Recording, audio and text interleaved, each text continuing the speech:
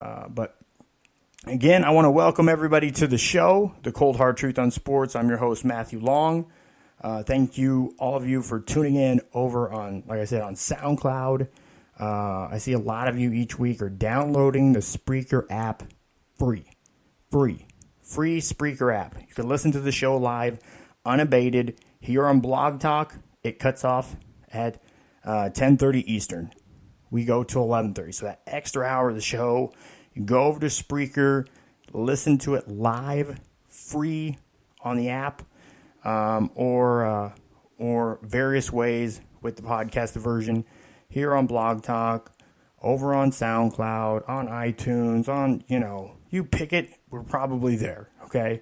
Or the old-fashioned way, just head on over to our website, theCHTonsports.com. Upper left-hand corner, you'll have the listen link, and you can click on that and listen to the show that way as well.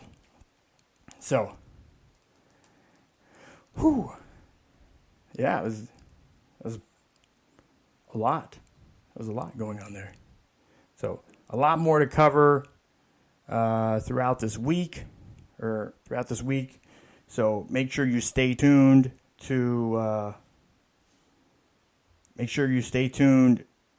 not only to the shows, but also to social media at the CHT on Sports, and you can get me at Matt Long Sports, and you can find my co-host Kevin Crest at Kevin Crest with K's.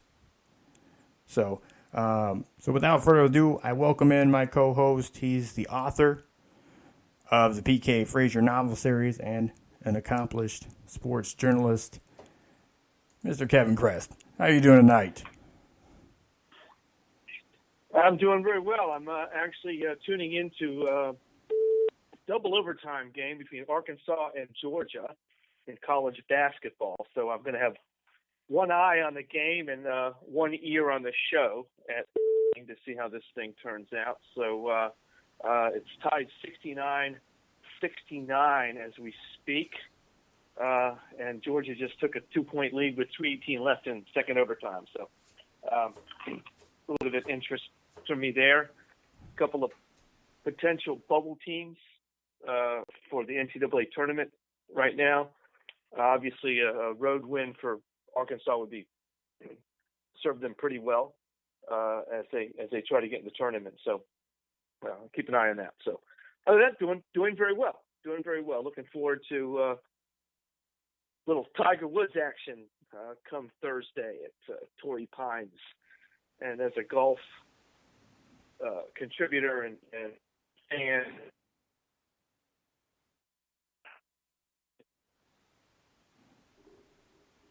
You're breaking up there a little, Kevin.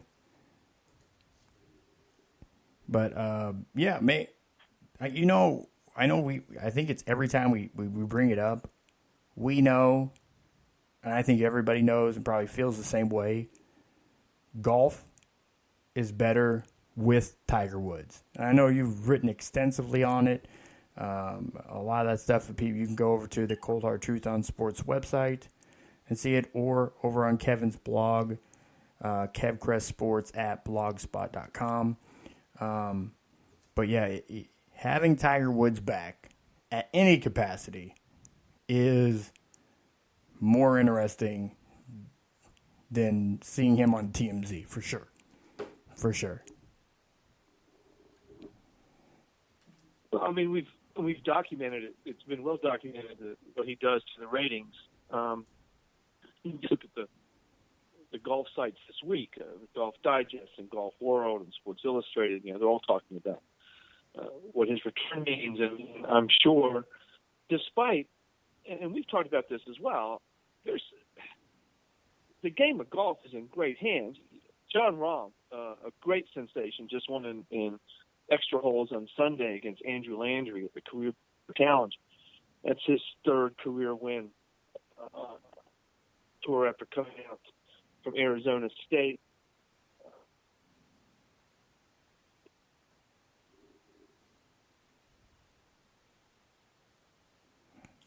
All right, you cut out there again, Kevin. But yeah, this. solid. All right, good. Can you say that again? You know,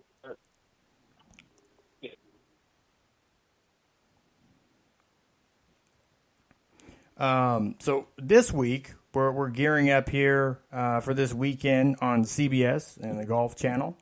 They're playing at Torrey Pines, the South Course at Torrey Pines, and the Farmers Insurance Open. And now I'm seeing some are picking. I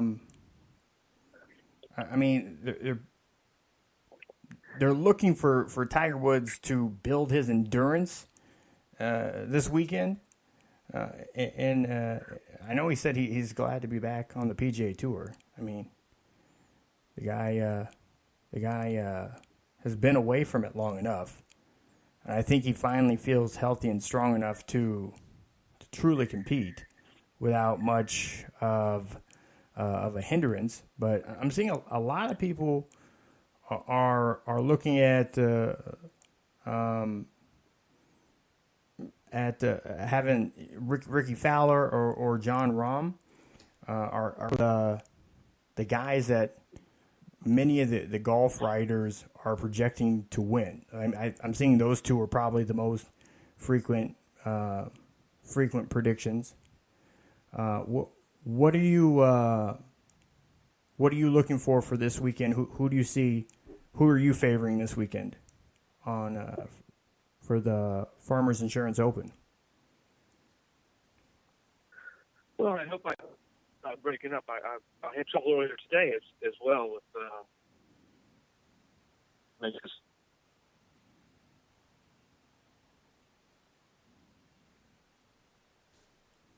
Yeah, cut out again.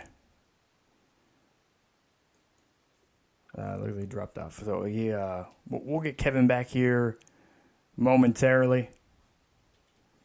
Evidently, the phone service has an eye on the game and an ear on the show too. So, this is the magic of live broadcasting. You don't always get to have exactly what you're looking for out of an instant, any particular instant. So we'll get back to that and Kevin here shortly. But like I said, you can watch the Farmers Insurance Open. It's on CBS this weekend from. They're kicking off here. I think you kick off on Thursday. Yeah, so the 25th. So I'm looking forward to see Tiger Woods. That's really, I mean, a lot of the guys that are up and coming. I mean, Dustin Johnson, he's phenomenal to watch. Any guy that can crank the ball like him, always enjoy that. I mean, you got Jason Day. Always fun to watch. Ricky Fowler, what is he wearing? Justin Rose has kind of creeped up and been one of those guys that are one of the more regular names. So again, Bubba Watson. But I mean, you can't skate by without saying I'm really watching to see what Tiger Woods has to bring, because the anticipation of Tiger Woods playing is phenomenal. It doesn't matter who you are. Again, because we've known how good he's been in the past. We've seen how dominant he's been in play in 5, 10, more like 10 years ago. But golf is one of those interesting sports because you can play golf almost your whole life. I was the crazy thing. So I was actually going to a Publix, and outside they have sometimes the Shriners set up shop and to get donations. So the Shriner that was out there getting donations, collecting donations, for the Shriners hospitals. He actually had broken his back in a car accident. So he had some function in his legs, but just not much. He can't, walking is difficult. He needs some significant assistance. So he's pretty much has his walker, the one that has like the little seat, which is genius idea. They need to have those for strollers, by the way. Throwing it out there. I don't know who's an inventor out there, but having a stroller that can fold up easy and have a chair for mom or dad to sit down on, is we need that. That way we know that the little munchkin isn't up to their shenanigans trying to, scurry away while they're in the stroller. I mean, my kids, I remember, once they get old enough, they're tall enough where their feet can kind of stick in between where the footrest is and where they sit, they kind of figure out how to Flintstone, the stroller. So, you'll be sitting there, even though they're strapped in, you'll be sitting there 1 minute and then the next minute it's like, where'd they go? And they figured a way how to Flintstone off to, another, hide behind a different clothes rack. So, if you find out a way to kind of close that off and provide mom or dad a seat there, that's a little awesome thing. But anyways, that's kind of the walker he had. He flips it around, has a seat there, and so he was sitting out there collecting his donations, and he was telling me, even him, at I think he's 78 years old. Is it 78? Like 78, 80, late 70s, early 80s, broken back, needs assistance to walk. Like he can still go up and tee off and golf. He still golfs 1 to 2 times a week, him and his wife. It's amazing. So like I said, it's a sport that really you can play your entire life. At what level? I don't know. That's up to the individual. Obviously, Tiger Woods was so dominant for so long. So just the anticipation of seeing him, knowing that he could, he could. And we've seen players in many other sports that once maybe one facet of their game diminishes, it'll bring in, they'll adjust to bring in other facets to help out, find ways to win. That's true competitors do that, and Tiger Woods is clearly up there among those that are true competitors. All right, it looks like we got Kevin back on here now. You there, Kevin? So let's try this again. All right. I was saying I think the service had one eye on the game and one ear on the show too. So yeah, apparently so. Apparently AT&T was had other things on their mind. So okay, so you asked me who this field for the Farmers Insurance Open. Yep.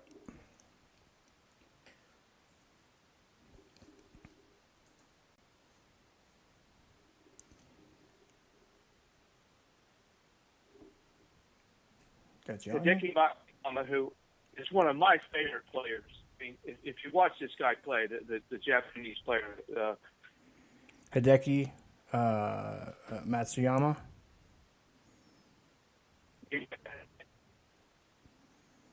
Yeah. AT&T. So for those of you that have AT&T service, you know what's going on right now. For those of you who don't have AT&T service, don't get AT&T service. You might have to find that one window or door you have to stand by to get service. I don't know. You might have to that spot, you know. I think every house that I've ever apartment or whatever, it's always had that one spot where it seems to get some, you know, like you'll get some service there, always, but then the rest of the house is a complete mystery, you know. It's crazy. I don't know how they don't use that sort of a scenario in more horror films or thrillers, you know. The only way you could call for help is the one spot in the house. Crap service everywhere else. So, as far as Hideki Matsuyama, what are we seeing from him as far as, I know he's more of a fresher face to the PGA Tour. Not a lot of people know him as well. I know a few of the people have listed him in their top 4-6 choices to really contend this weekend, as far as many of the golf writers. What really impresses you about him?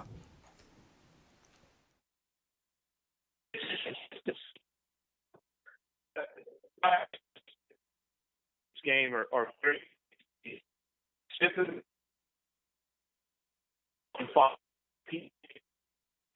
a number of one, but it's just a bit consistent.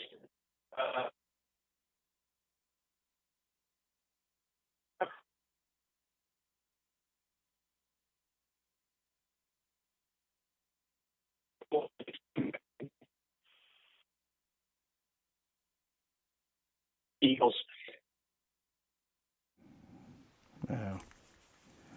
Oh no. When they drop like this, I don't know. You're still breaking up really bad, Kevin.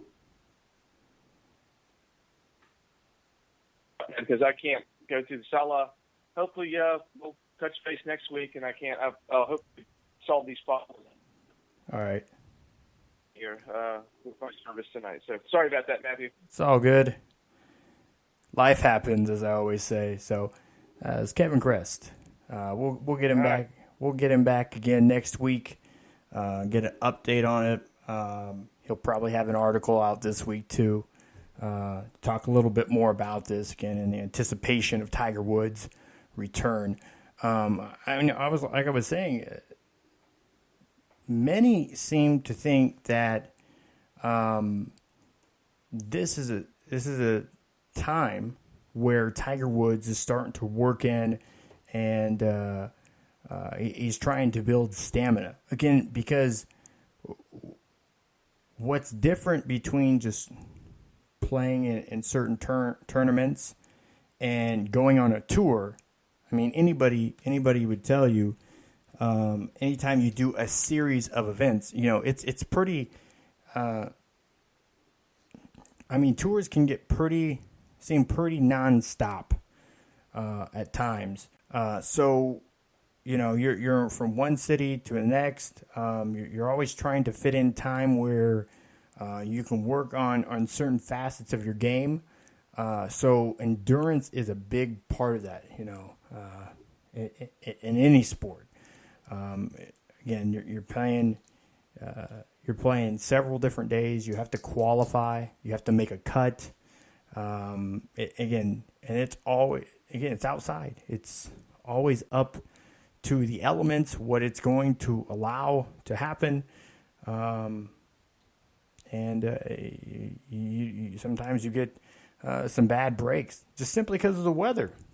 Also, when it comes to PGA golf versus maybe the stuff that maybe you went out to, you know, Top Golf or something like that, and you're playing, I mean, the pin placements are huge too. You know, the way that the courses lie, how your feet feel in the grass, how your footing is. You know, that's some of the stuff that, you know, Tiger has struggled with before, with muscle. Again, when you get into weather you're trying to, your body's trying to acclimate to. Sometimes you get older. You don't even have to be a lot older. You get into your 30s, 40s. Some things start to feel different. Your body. If you've been a very active person in your youth, you might see your body doesn't want to do the same things as it used to. They're looking at from San Diego. They say the thermostat or the thermometer will probably hit around 50 degrees on Tuesday with some sun. Again, what will happen moving forward is what is the draw. It's the anticipation. So Tiger doesn't have to play well. He just has to be average. Just an average guy out there among pros. He just has to be average. Because nobody's looking for him to go out and just racking off tour victories. But they want to see him out there competing and getting back into the flow. That's what, again, that's what's the important part. Getting back in the flow, building those habits, getting them, your body used to doing certain things again, building that stamina. So I look for Tiger to go out there. The ratings are going to be up. The ratings are definitely going to be up. But Tiger's going to be playing this weekend. He'll be playing with Ruff or Hoffman or Reed. Let's see here. Pull that back up there. Can you put that back up on my screen? Yeah, put that back up on there. Yeah, he'll be playing with Charlie Hoffman and Patrick Reed this weekend. So again, those were a couple guys that went down to Bahamas with him as well. They went down and played in Tiger's tournament down there in the Bahamas. So there's some sort of familiarity, and it does matter. It does. Whenever you have some sort of level of comfort with an environment or situation or people, I would be willing to bet a lot of people, most people would say that they've enjoyed events, but they've enjoyed certain events more when they knew somebody or somebody was familiar or a situation was familiar to them, So again, it's going to come down to what's going to be next, because we're not looking at right now with Tiger Woods. We want to watch right now. We're not looking for him to jump off the page. And again, I know the articles and the beat writers and those journalists are just aching to write, Tiger is back. Is Tiger back? Will his back stop him from being back? Some cheesy stuff like that. The best thing to do is just appreciate Tiger is playing. That's it. Leave it at that. Then watch and see what happens. I think too often fans and people in general are treating everything like a kid at Christmas. What's in the box? What's in the box? Put it back under the tree, son. Put it back. Daughter, no, don't. Stop playing with the box. I'm going to take them all away if you don't quit playing with them. Jesus. It's got, let's shake it. What's in here? What's there? I get there's hyperbole and you got to get ratings. You got to talk about something. I get that. But too many times, it's too many times and too frequently we're just rushing to know what it is before we can even ever know, just like the odds that are coming out, they're out for the Super Bowl. The Patriots are favored by 3 or 4 point favorites right now. And they have selected to wear their white uniforms.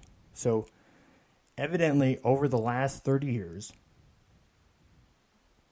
all but like 2 teams, basically just about every team over the last 30 years in the Super Bowl that has wore white uniforms have won the Super Bowl. So, and only one team in that amount of time has won the Super Bowl with a white helmet, which was the Colts. Because, was it the Dolphins, Chargers? Who else has a white helmet? Is that it? Oh no, Arizona. The Cardinals have a white helmet. Just trying to think off the top of my head. Yeah, I think that's it. I think that's all white helmets. I think all white helmets have been accounted for. Bills, the Buffalo Bills. Yeah. All right. The Jets. Yep. Anything else? All right. But looking at that, the hyperbole around this, oh, here's another one. Chuck another one up to Brady. They're wearing the white uniforms. They're 3-0 with white uniforms. Obviously, they selected the white uniforms because they feel more comfortable in it. Maybe they psychologically feel that it's a winning uniform, It's a weird thing about people, not just sports, but people in general. Because I swear my wife jinxes stuff. She does. You laugh, but I swear she jinxes stuff. Something that maybe not be going right or maybe something's going great. And then she's upset about something, and then she has to go and say one of those jinxing phrases. I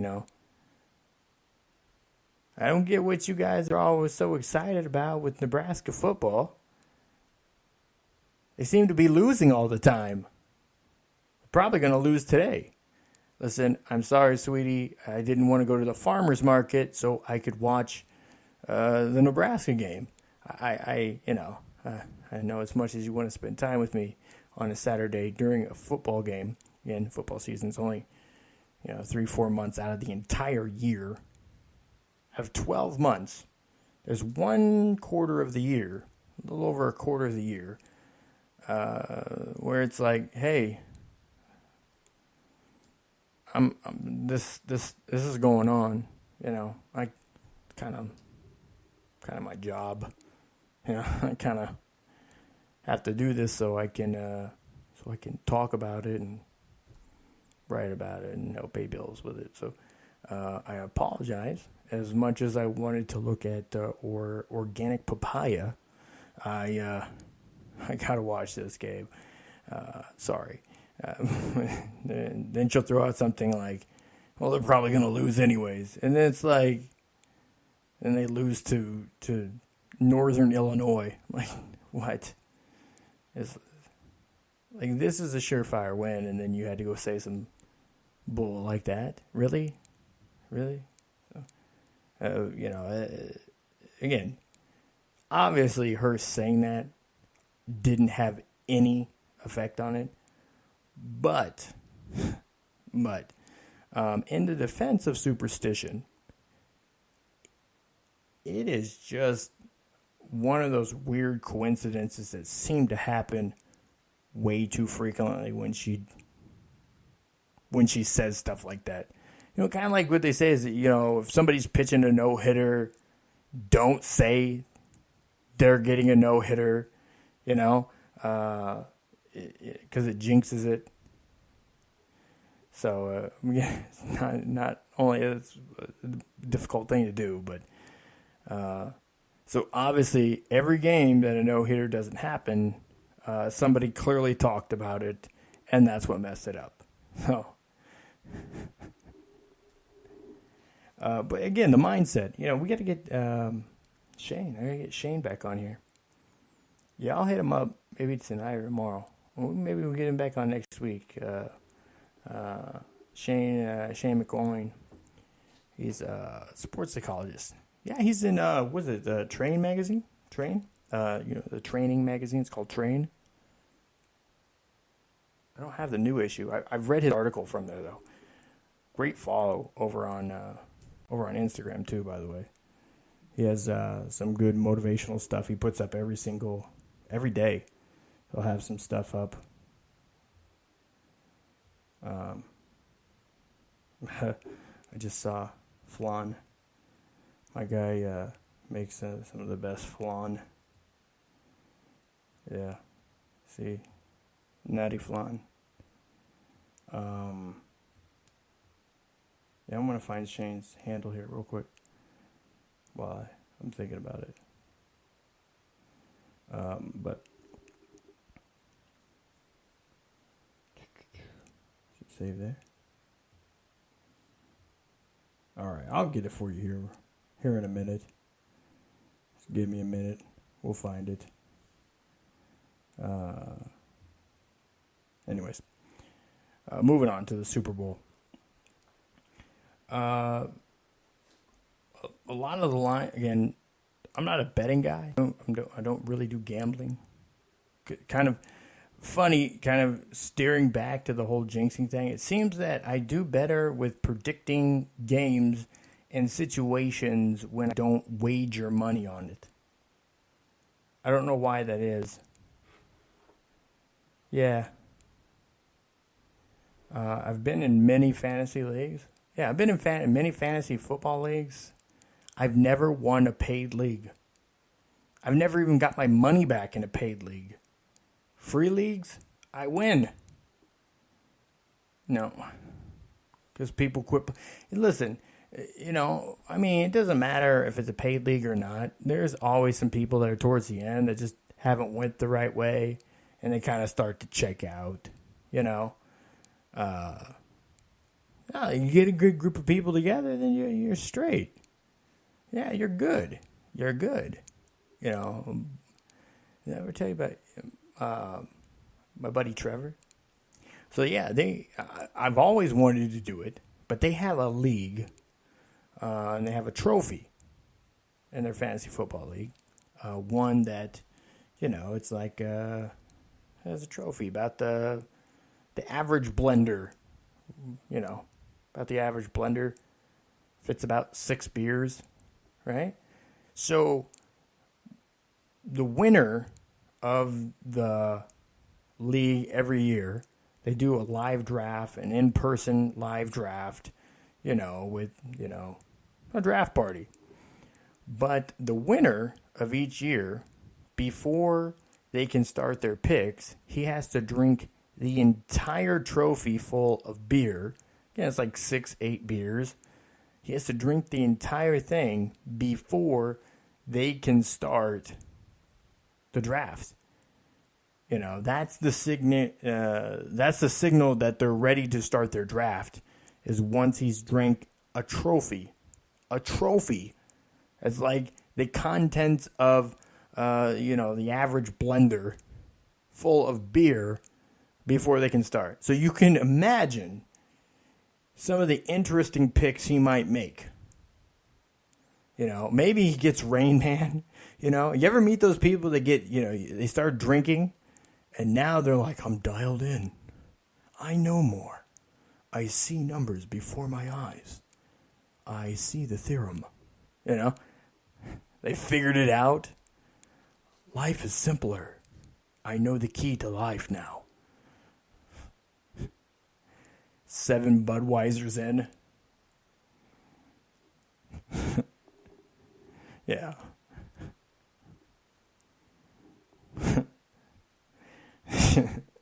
Yeah, it's vitamins. Hops. What hops does for memory and brain activity. There's... I'm sure there's some sort of study that says, certain kind of beers, and too many people are beer enthusiasts now. Not like beer snobs. Not beer snobs. Thanks for bringing that up. No, I'm not a beer snob. I really don't. I don't drink. I do socially, but other than that, I don't. I developed an allergy. That's one of the crazy things about getting older. You know how you say when kids are younger, they'll grow out of it. Well, when you get older, you can grow into things. So evidently, some allergies I've grown into. And alcohol, not just beer, it's not just wine or liquor. It's alcohol. It's weird. Got an allergy to it. So if I'm going to have a couple of drinks, have to take like an Allegra or some sort of allergy medicine, non-drowsy, of course, allergy medicine. So a Claritin, I guess. I don't think I've ever taken Claritin. Only Allegra. It's not a plug for Allegra. And my wife has allergies, so it's what she has. Yeah. I just take that. It's not a severe case for me, though. Otherwise. But the Super Bowl. Yes, the Super Bowl. Super Bowl 52 in Minnesota. So I know a lot of people were trying to write the storyline before. And most people wanted the Patriots. And I get that. And I don't mind people wanting to see the Patriots in. For the same reason a lot of people wanted to see Alabama in the playoffs. It's a hated team. They're there just about every single year. And you know what you can expect for them. They have this level of expectation. It's funny. It's funny when you talk about when I talk about it now. I was just thinking back to something Nick Saban said at Media Day this year when we were at the national championship game. I know because a lot of people think he's this rough, hard guy. He's just he's a jerk, like he's an ass to everybody. But he's not. He plain and simple. He has certain level of expectations of people.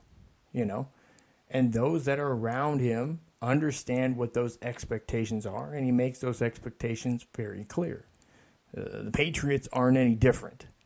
They have a level of expectations of what they are going to accomplish in any given year, and they have a good system in place to where they can interchange coaches and stuff like that. And and not to get too far off the beaten path here, I think Bill Belichick is closer to retirement than I think a lot of people think. And I don't know, again, this is just me talking. I don't have any sources on this that tell me this or, Listen, I'm just looking at this from the human component. Well, I was saying last week and the week before, when people are getting towards the end of their careers, at a certain place, or people know that they're dying, or that's one of the signs. They say if somebody has planned or is planning suicide, a lot of times they'll start giving things away. Not that he's dying, but same thing, kind of similar situation when there's a major transition in life. Retirement's one of those things too. So when you're coming to the end of something, the people you like that are around you, you try to do whatever you can while you're in that position, while you have a certain privilege, to build them up, So his offensive and defensive coordinator will be gone after the season. Gone, off to head coaching jobs. Tom Brady will still be there. He'll still be there. But also, Belichick has kind of maneuvered where they did a lot to stockpile and build through the draft before. I mean, last year they had, four picks in the entire draft? He's getting more veteran players now. And they're finding ways to get veteran players, through analytics, part of it, and being able to maneuver that way. Older players being dominant. So, but again, it all comes back to their system. They have a system in place. They know how they're great at scouting, self-scouting, advanced scouting, stuff like that. So they see guys that are in the league. Once you're in the league and people can see what you do well and what you don't do well, because there's just, you can break down the tape so much better in the NFL versus college. Even like the All-22 gives a whole different perspective. When you can see all 22 players at one time, the entire time, it opens up a lot more. You can see where the gaps are, who missed the block, what route is being ran. You can see a lot more.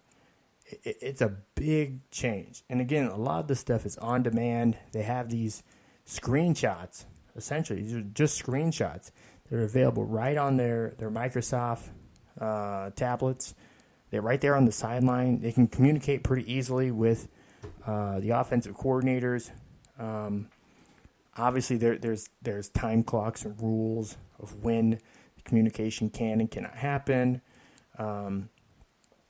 So, yeah, losing communication in some of those times can be pretty tough. So, that's another thing they accuse Patriots of. And I don't mind. See, that's the thing. It's like, I'm not a huge fan, per se, of Patriots or Tom Brady. But what I am a fan of is companies and people that are willing to take chances, willing to reinvent themselves. Something isn't working, just like I said with Tiger Woods. He may not be able to play the game of golf the way he used to play, at that dominant way if he played, but he can make adjustments, and the greats do. So I don't count Tiger Woods out the same way I don't count out. That's why the phones that I use, phones that I buy, are Samsung. Particularly their Galaxy. Like I have a Note 8. There's no endorsement there. It's not an endorsement. I know Samsung as a company.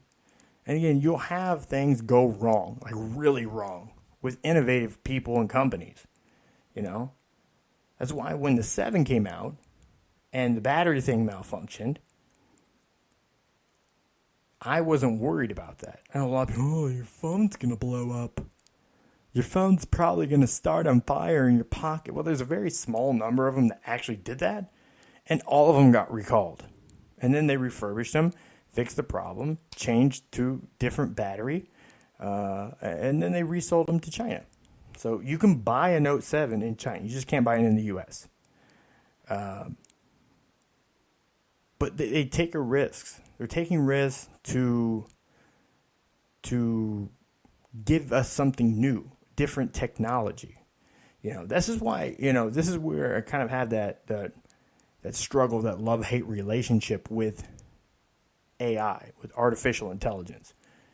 And a lot of standpoints, I can see how it's useful. It's something that can help. But I think a lot of times we try to automate things too much.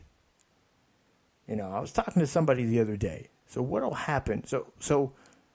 I'll do the Best Buy story. Yeah.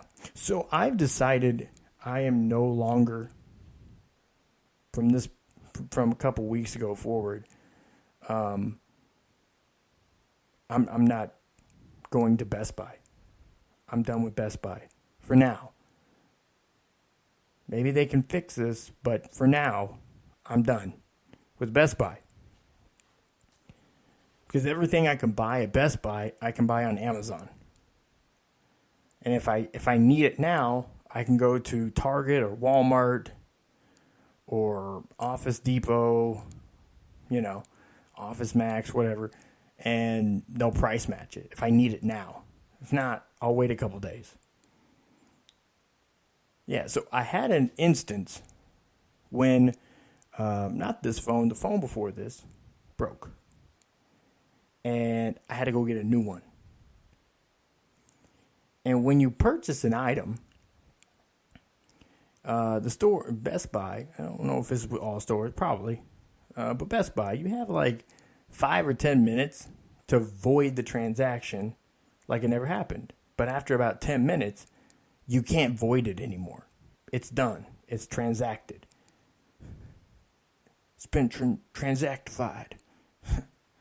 It's something that happened and you can't undo.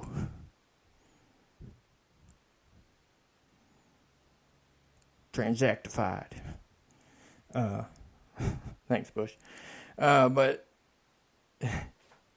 so they're not able to void it, right, after about 10 minutes. So they'll have to return the item. And then if it's like a phone, like my phone wouldn't activate. It wouldn't activate. It was the weirdest thing. Brand new phone. The lady tried so hard. Hats off to her. I got there at like 6:30. We started doing this whole thing.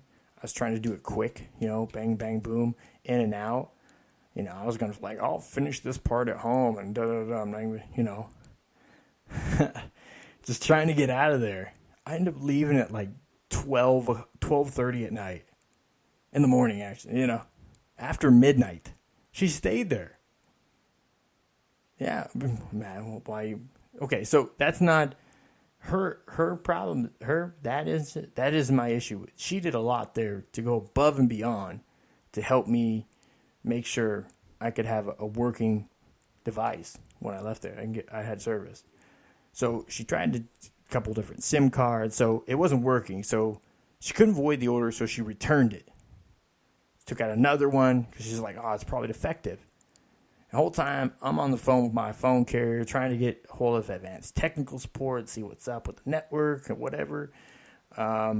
It's not AT&T, but it sounds like it probably would have been from the way that the call went with Kevin. It just wouldn't activate, though. So she gets a different phone. She tries it with it, and it didn't either. So I finally get a hold of advanced technical support, and they said, well, you got Google Voice. I was like, yeah, I got Google Voice. They're saying, well, whatever's happening in the process of your phone activating, it's getting caught up in Google Voice. So this is, if you have, doesn't matter who your carrier is or whatever, if you have Google Voice, just make sure if you're changing phones, disassociate your phone number for that phone with Google Voice and then re-verify it after it's activated. I know a lot of people have had issues like sometimes with activation. This is from what I understand, this is one of the bigger problems. Sometimes you try it a few times, it goes through, but it gets hung up there. So she disassociated my number. She deleted Google Voice from my Play Store altogether, any association with it, and then the activation was fine. So I'd leave there at like 12 o'clock in the morning. So obviously, problem fixed. Later than I wanted it to be. Wife's upset, of course. But, problem solved, right? I got a phone that works, so on. I'm just going forward. Because again, I'm very much, I believe in, you can only influence now. You can't change the past, and you never know what the future is going to be. So you can only influence now. So, cool. I got a phone that works. Thank God. I'm going home. So she made it work. But here's the crazy thing. So Best Buy, Walmart, a lot of the stores that we shop at every single day, all of us, and we shop at every single day, they have a third-party company, there's pretty much one, that does it all. And what they do is they monitor everybody's transactions, return, and exchange history. How often do you return items? How often do you return them without receipts? That sort of stuff. Obviously, they're just trying to make sure, I don't know, the people, I don't know. But anyways, there's an algorithm involved. And going into a store, purchasing an item that it says it's like $800, and then 5 hours returning it, 45 minutes later buying another one, that was a red flag, evidently. Because it's an algorithm. It just sees a large purchase made, and then after a short period of time, returned, and another one purchased. Algorithms are flawed. Okay? A lot of times, people, we want to create, developers create these algorithms to help processes and help, the whole reason when you look on your feed on Facebook and you see stuff that you like and it's enjoyable and you use it more is because of an algorithm that takes out stuff you don't like and makes sure you puts in more of stuff you do like. So, for example, in the feed on Facebook, you notice that there will be articles or posts that are sponsored. It says sponsored post. So it's sponsored. Now, these things are things that it has understood because of your interaction that you like. You like that. That is something that is desirable for you to see and click and interact with. So those will show up more.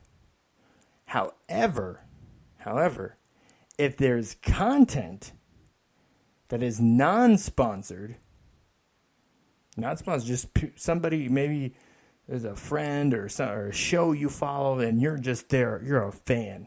You're there all the time. That's your best friend, that's your buddy. You're always conversating. Their content will actually, Facebook, with their algorithm, it trumps, it oversees. It just takes over. No questions asked, because it's the best content ever. It's the greatest content, the best, only the best, the greatest content, because you interact with it more. So that content will supersede the paid advertising. It's crazy. That's how the algorithm works. Now, as a business, that sucks. The algorithm has changed. You can't do as much organically. You have to use paid, and paid is harder to get through because the algorithm says, if they don't like your type of genre of something, they just will never see it. So your potential's range of people shrink. And it could be just based on something that happens. Just a simple instance where a group of people is like, no. I don't like that. And then all of a sudden, a large chunk of your potential market, your potential people you can market to just disappear because of the algorithm. It takes them out because they're not interested in your stuff. So this is why you have to produce content for everybody to stay relevant consistently for everybody. Exactly. So, but again, this algorithm that they have built in says that because of my purchase history and return, that there's a red flag. And evidently, at some point in time, there was a receipt or something printed that said that any time in the next 365 days, they can reject any return or exchange, regardless if it's within or outside the allowable period. Now, I'm an elite member at Best Buy. I'm an elite rewards member. It's supposed to be elite plus. That's another issue, another problem I'm not going to get into. But anyways, so I get longer periods of time to return stuff because I buy more things that I keep. So obviously, saying you're an elite member alone, obviously you buy enough stuff and keep it, that a couple things here and there you return shouldn't be a deal. Evidently, this algorithm said it was, and this was printed off.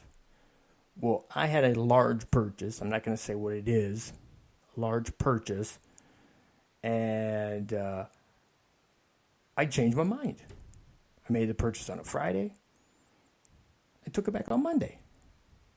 I changed my mind. I had it over the weekend. I looked at it. I'm like, I can get a lot of other stuff with that for that amount of money. So I took it back. And they said, denied. I said, excuse me?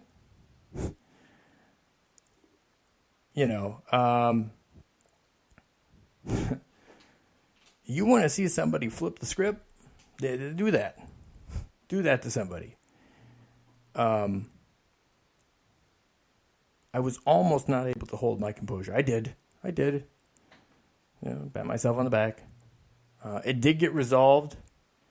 And with about a week of going through corporate and everything like that, I was able to return the item. Got my money back. But they reissued that warning saying that anytime in the next 365 days, we can reject any return or exchange. And I was just like, no, I'm done. I'm done with them. I'm not going to do business with them. I've spent enough money here. And when I don't even have to come here, I like just going and looking at stuff, I like looking at gadgets, stuff that I probably am not going to buy, but it's cool to play with and look at.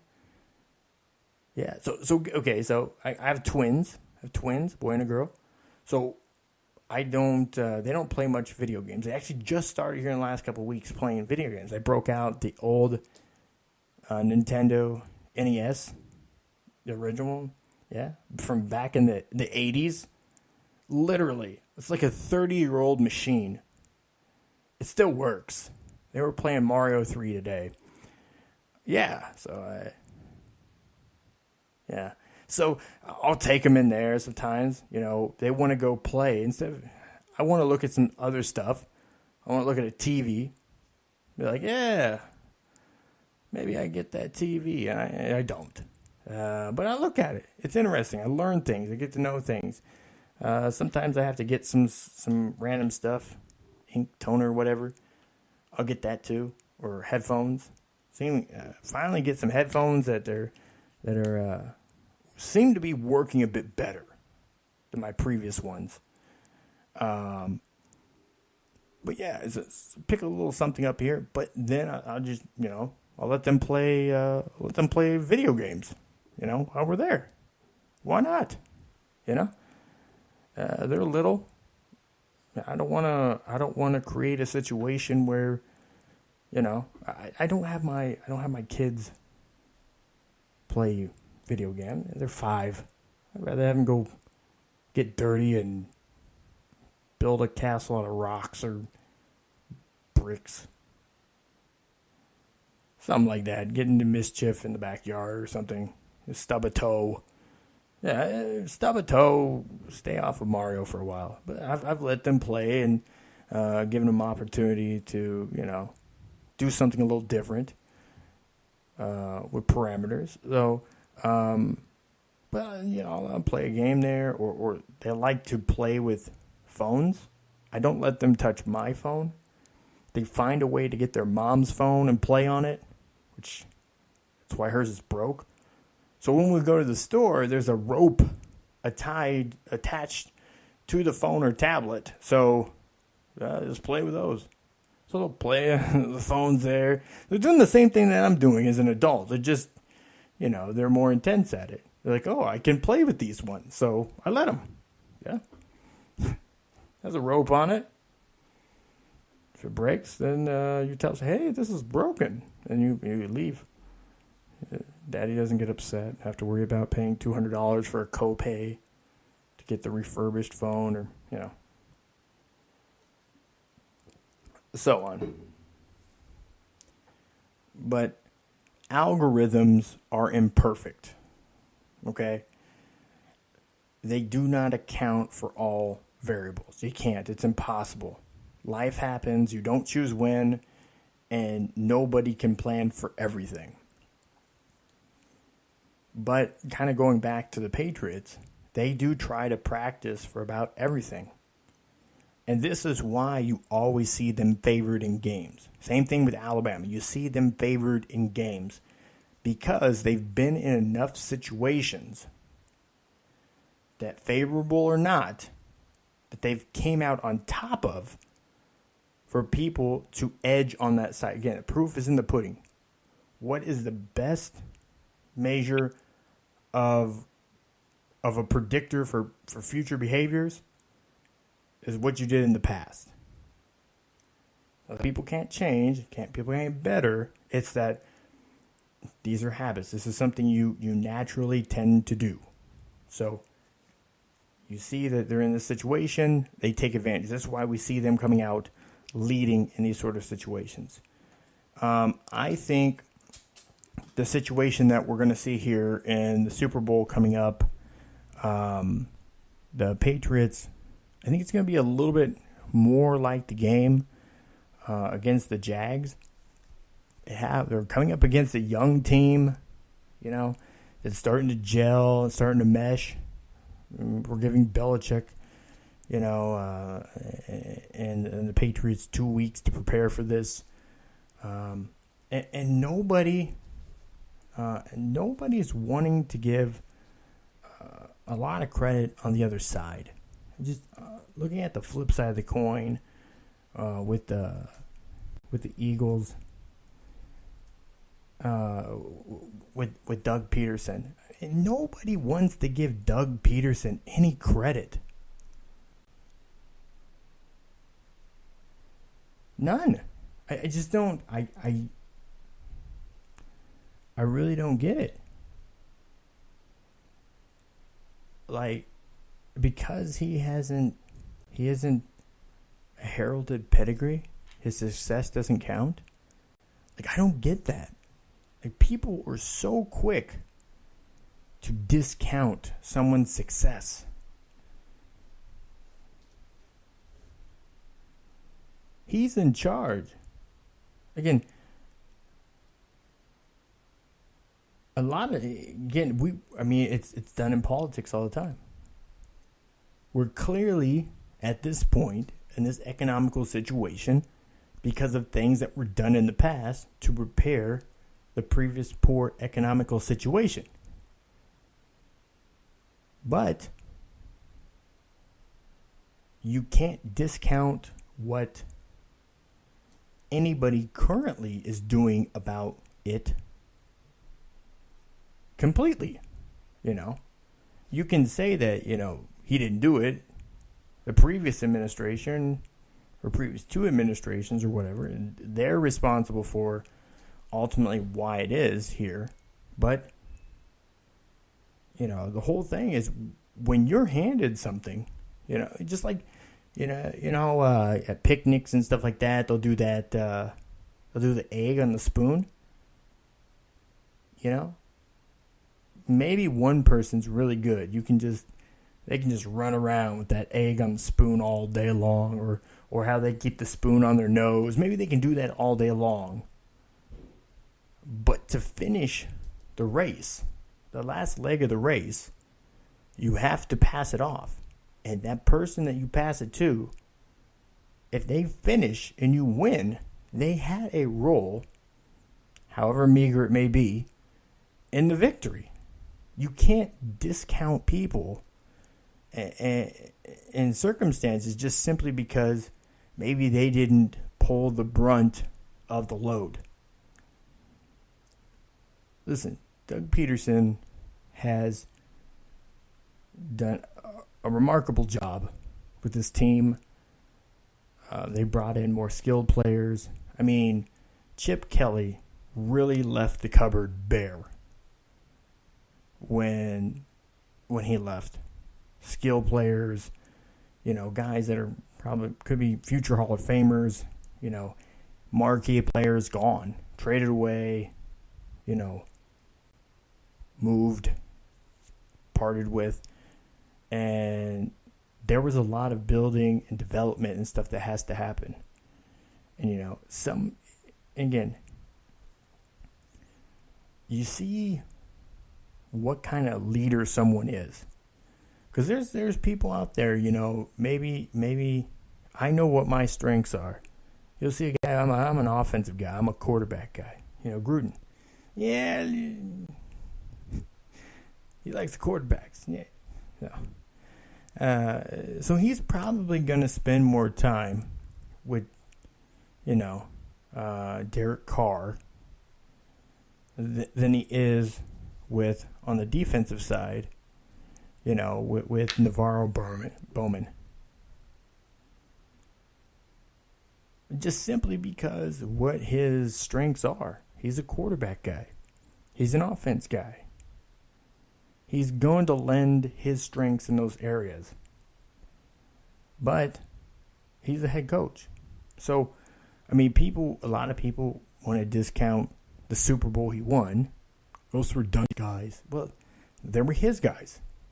Dungy was gone. He was there. He was responsible for what they did that season. It's like you watch Chopped. Anybody ever watch Chopped? I like Chopped. I like watching Food Network. I like the show Chopped. I wish they would do the show Chopped with like leftovers. Not just like any random crazy food. I mean leftovers. Like they should do Chopped leftover edition and save that for like, get the Iron Chefs on there and do it leftovers. You got some crazy stuff too. I'd even like great, like a slightly burnt meatloaf, a little too dry. A tuna casserole is a little too dry. I don't know. Some crazy stuff. You left it in the refrigerator for a night or two without a top. What do you make out of that?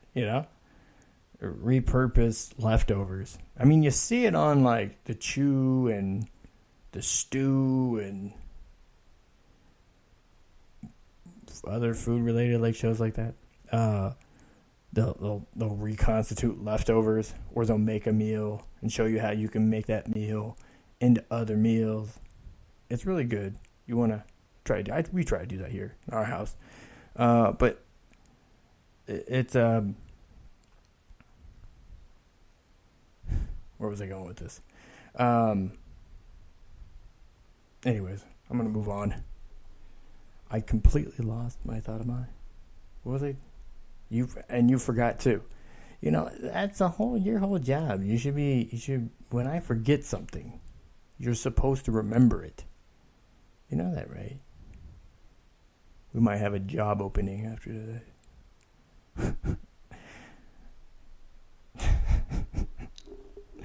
No. All right, so what I'm going to do is I'm going to go to a quick break. On the other side of this break, I'll either remember what I was saying or we'll get into a new topic. So stay tuned in here to the Cold Hard Truth on Sports here on the Go Long Media channel, on Blog Talk Radio, and Spreaker.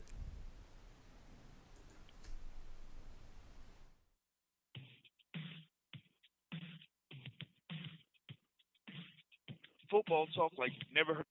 A long time ago, there was an ancient prophecy from the outermost edges of space that knows no boundaries. This foul earth as we know it will never be the same. One man, one weapon. Critics are calling it the best comedy of the year. From the makers of the Internet, this is his last chance to save the world. But then, the world does not exist. Man, forget all that. Just download my special, man, or get the DVD when it's available.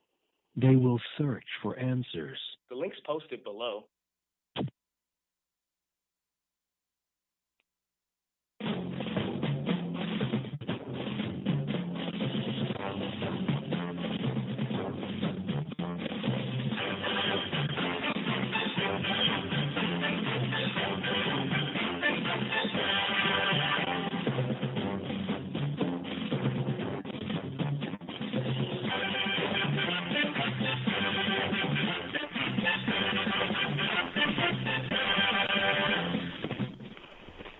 On the frozen tundras of Green Bay.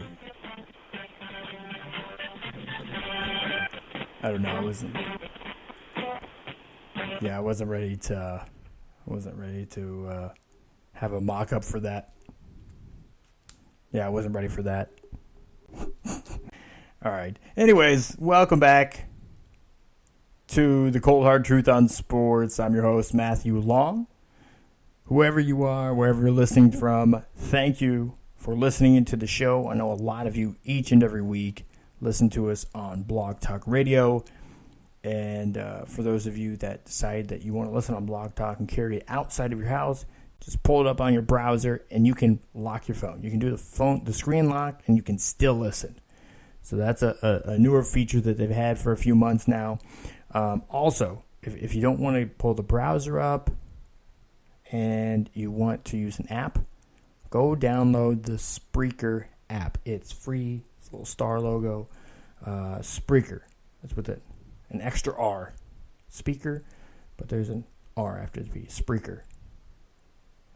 And you can check it out on Spreaker.com.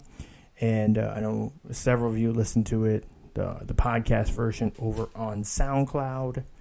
Some of you listen, again, you can listen to the podcast version over on YouTube, on iTunes, Somos. I still don't really know what that is, but it's there. I'm told it's there. I haven't verified it. So if you go over there on Somos and you see it, and you listen to it, let me know. But give me a thumbs up on that or something. Screenshot it.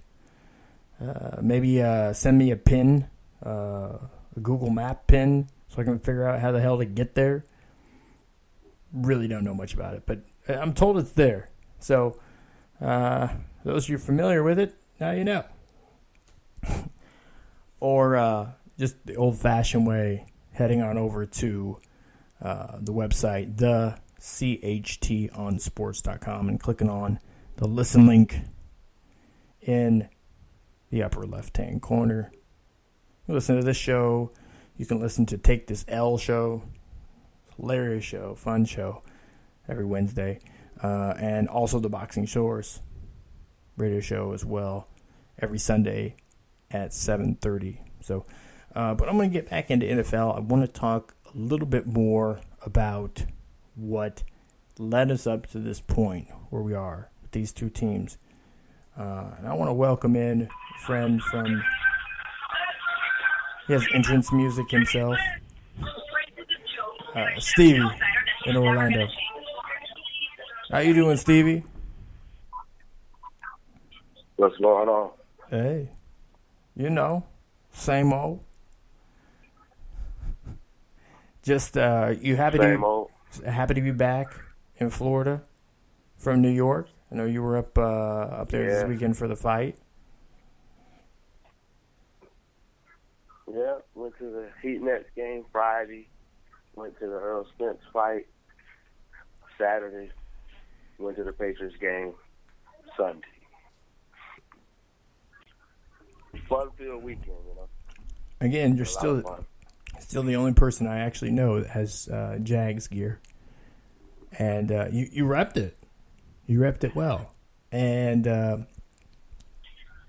you were pretty close. The Jags were pretty close to winning that game. What did you see happen in that game that really, I mean, outside of officiating, what did you see that happened in that game that really turned the table against them?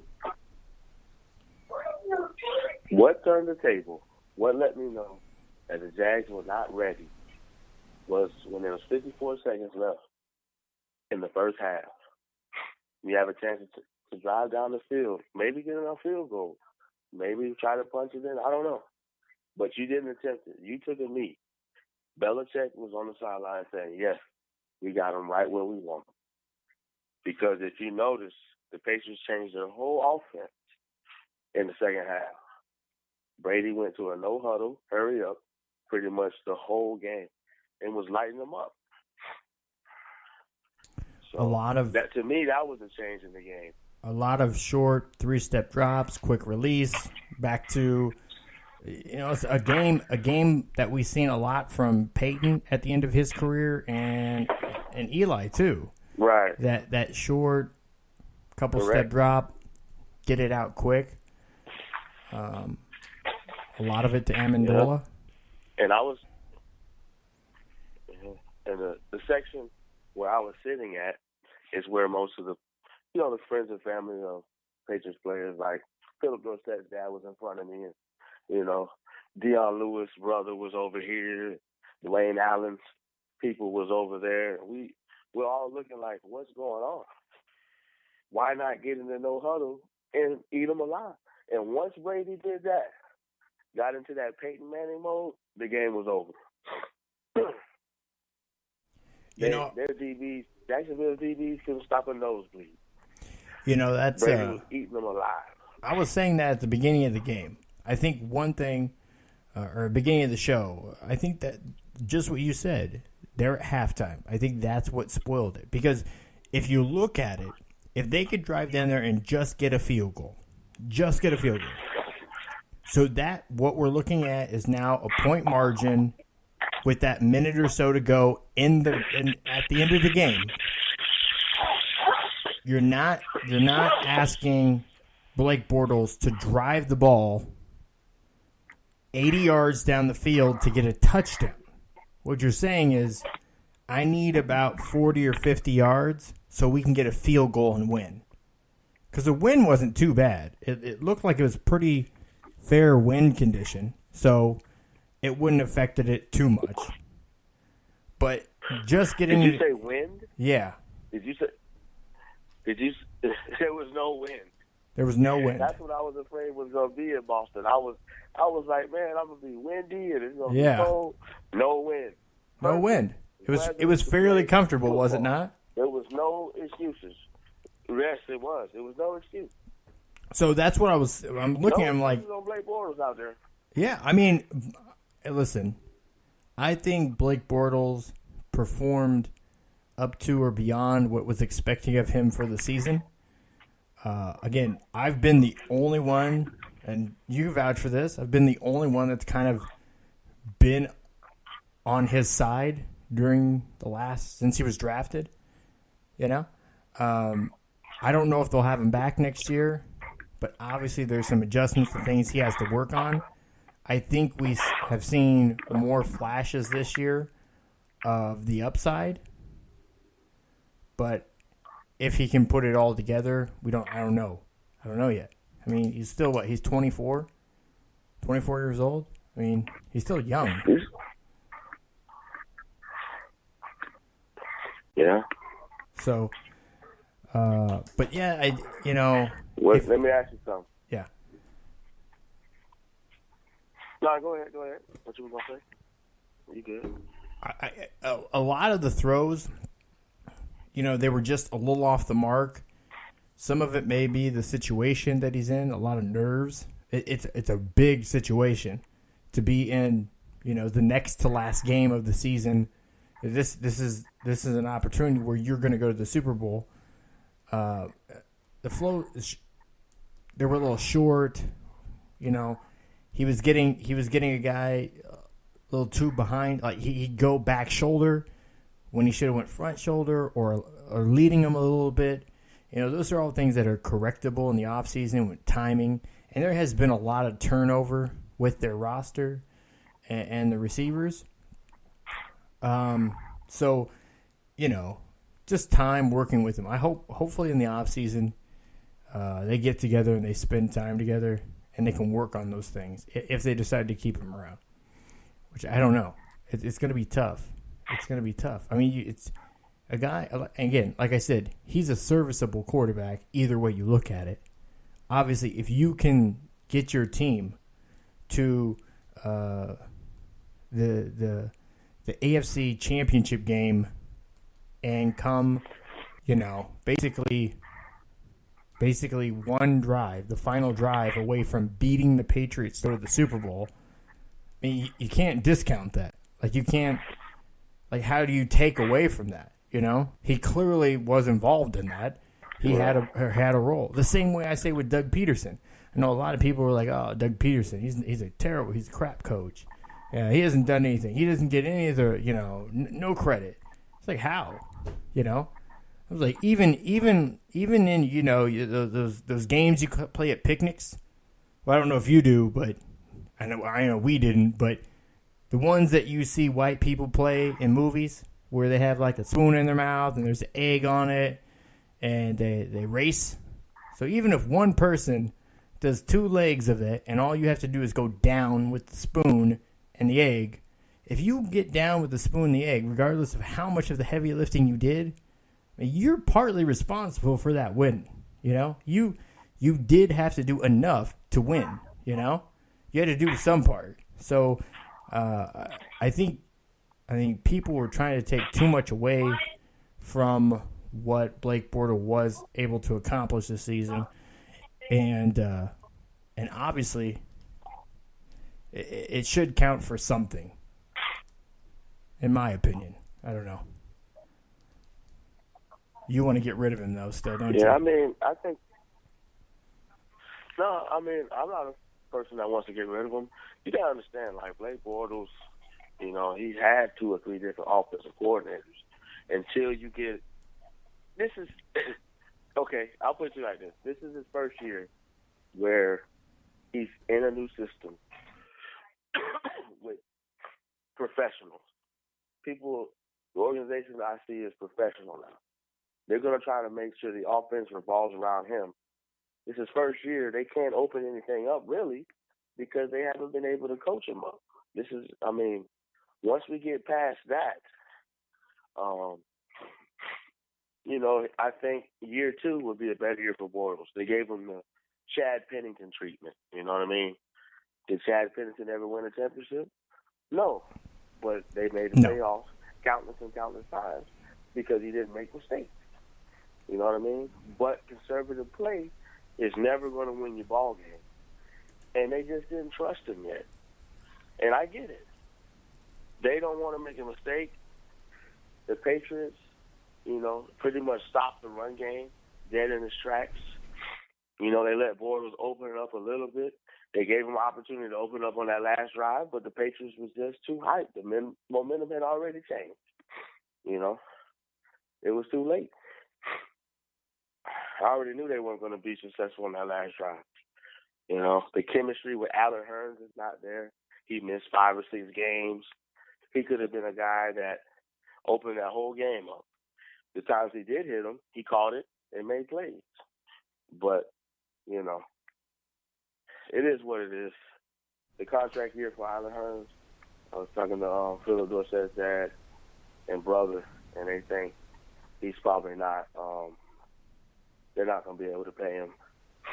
He'll probably end up coming to the Patriots. You never know. That guy's going to get a big payday. Big payday. Huge payday. But, we'll see what's going on with Blake Bortles, man. I don't think they're going to get rid of him. He's too young. He's got a lot of potential. And being in a system that works, that there's so many possibilities to open up, I think with a good off season, I think with a good spring and OTAs, I believe Blake Bortles can get to where he needs to be. And, I was speaking with some of the players, and, they played each other in the preseason. Both of these teams knew each other very well. And if you watch the game, you could tell. You know what I mean? It wasn't going to be no blowout. If anybody was going by what Vegas was saying or, the spread, they were dead wrong. The Patriots fans knew they were coming into a dogfight, and so did the Jags. Like, nobody was everything. Oh, Brady says this and that. No, Brady knew what time it was. They practiced against each other. They knew what it was, but they also knew Blake Bortles couldn't make the plays. They were surprised that he was making the plays that he was in the playoffs, but they also knew he couldn't make the big plays. You know what I mean? Yeah. So they knew all his tendencies. Like the play that Robert Gilmore put his hand up, they seen that play already. When he stopped the pass that was going down there, Yeah. they seen it. It wasn't like, oh, Robert Gilmore made an excellent play. No. They already seen that play. He knew exactly where he needed to be. It just looked good to y'all on TV, but you know.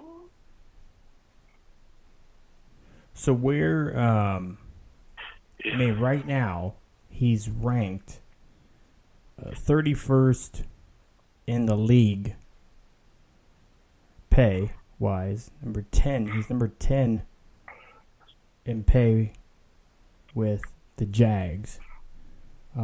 Similar players, and this is from Spot Rec, saying, like Deshaun Jackson, Danny Amendola, just to kind of illustrate Mike Wallace. Here's the range. Emmanuel Sanders, again, he's up there. They're saying he's along that. Brandon LaFell with the Bengals. He was also an expatriate as well. Deshaun Jackson makes $6 million a year. Danny Amendola, the guy that Pro Football Focus rated the most. He scored the highest out of this past weekend in performance rating. It's like a 96 or 97 up there. He makes $450,000 or $410,000. That's the difference in pay. So he falling somewhere in between there. He's probably going to be somewhere near. He'll be probably closer to where we'd be looking at like franchise tag type money. Amendola? No, Allen Hurns. This offseason.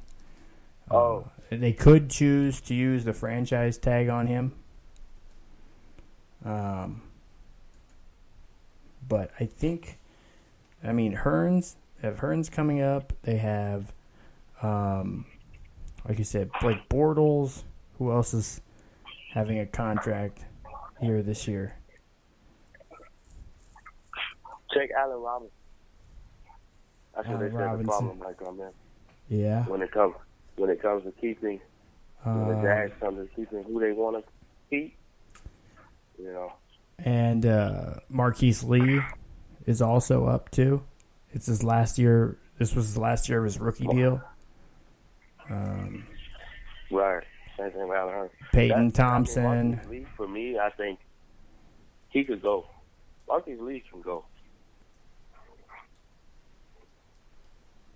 I'm not impressed with his play.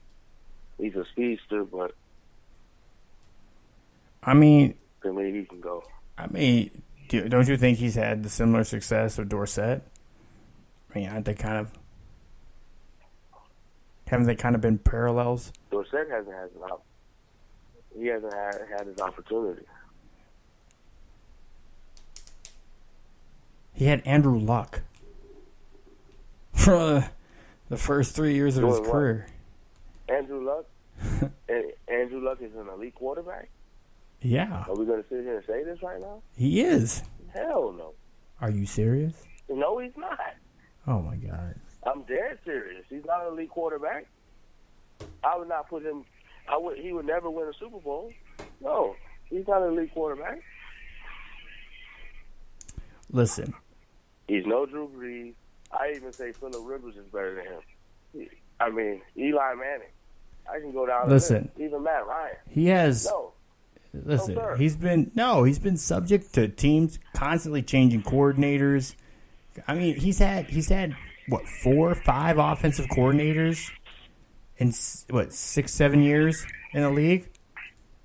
Head coaches seem to change every 3 years. You know, his best year of his career was with Bruce Arians, and we see, you know, obviously that was the quality coach.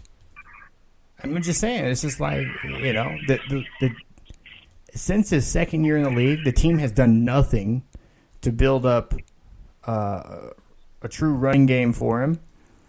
Most of all from the trenches, from the offensive line. And when was the last time that they had any sort of a respectable defense out there in Indy? They haven't done anything, you know? They haven't done anything to put people around him. Listen, not everybody – listen, just because – again, there's elite and then there's super elite. Not everybody is Aaron Rodgers.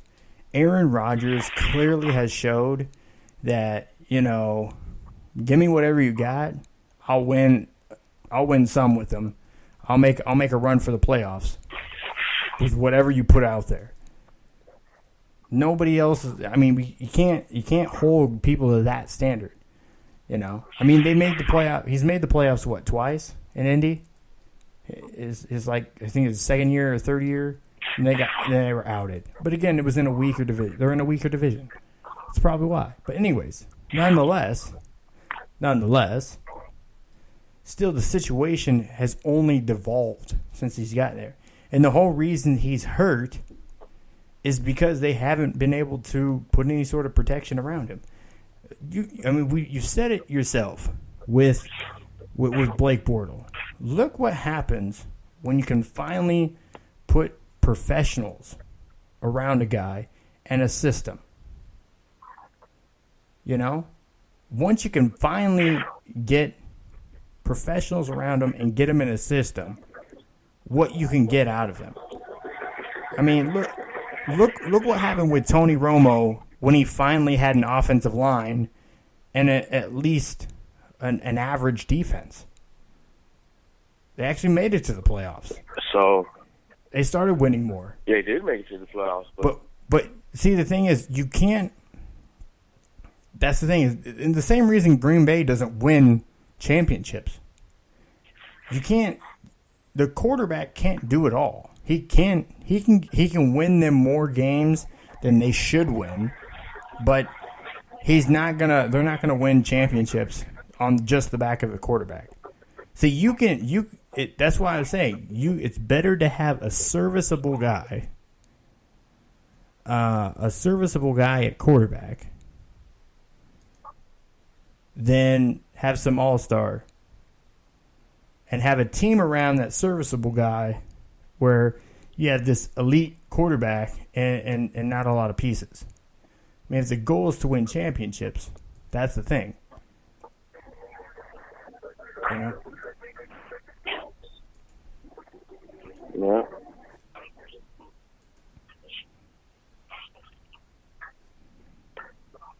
Yeah, I won't be so hard on Andrew Luck. Just a lot of disappointment, I guess.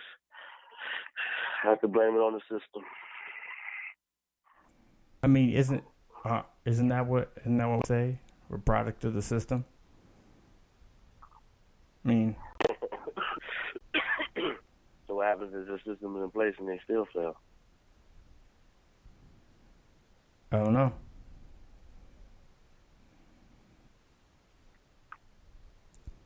NFL admits to rigging games. No, that's rigging games. No, it's a satire piece. I just had somebody send me over.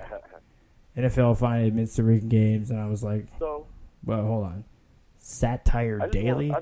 There's one thing I don't understand. There's one thing I don't understand is why everybody has got their panties in the wash. Excuse my way of saying that, but about the calls on Sunday. I don't get it.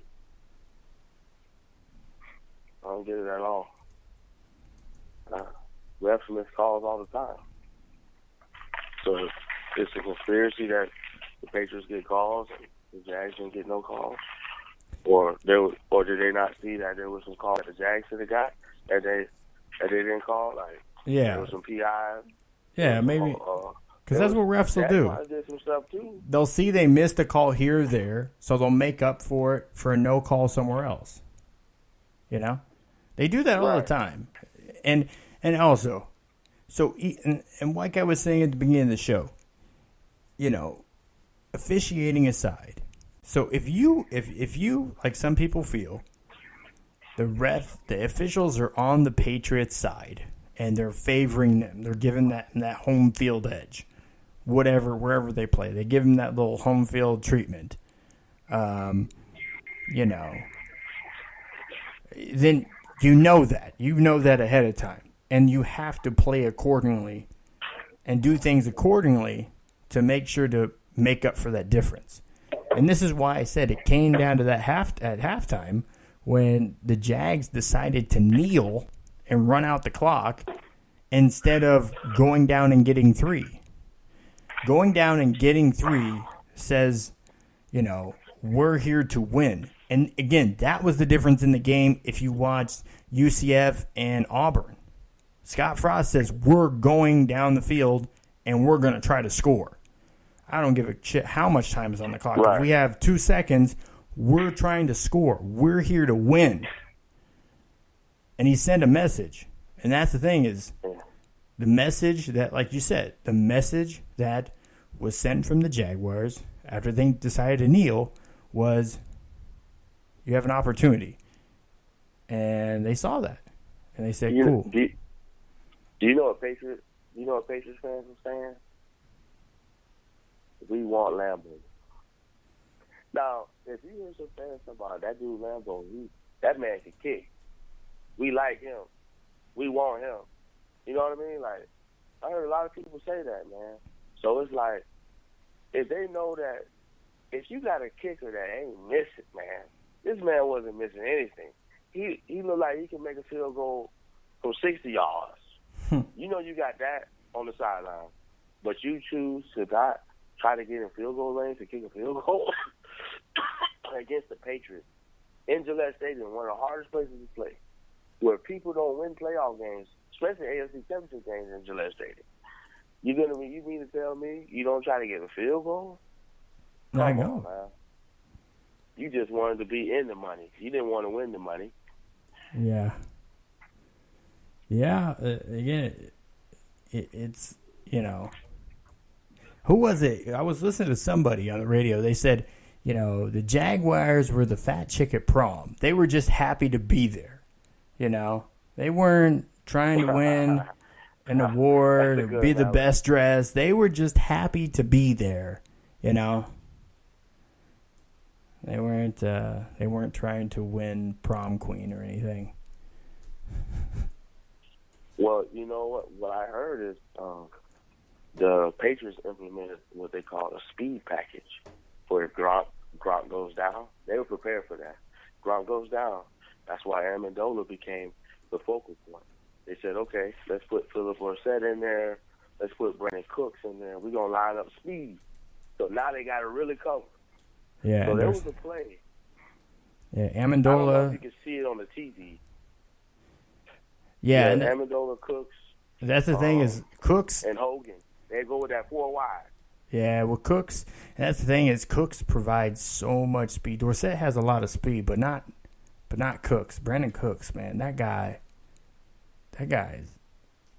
No, I don't think you understand it. There's a play. Did you see the play when they threw it to Brandon Cooks and he missed it? Yeah. On the opposite side of the field, Jalen Ramsey was matched up with Philip Dorsett. He had 4 steps on the man. That player is designed to go to either Cooks or Dorsett.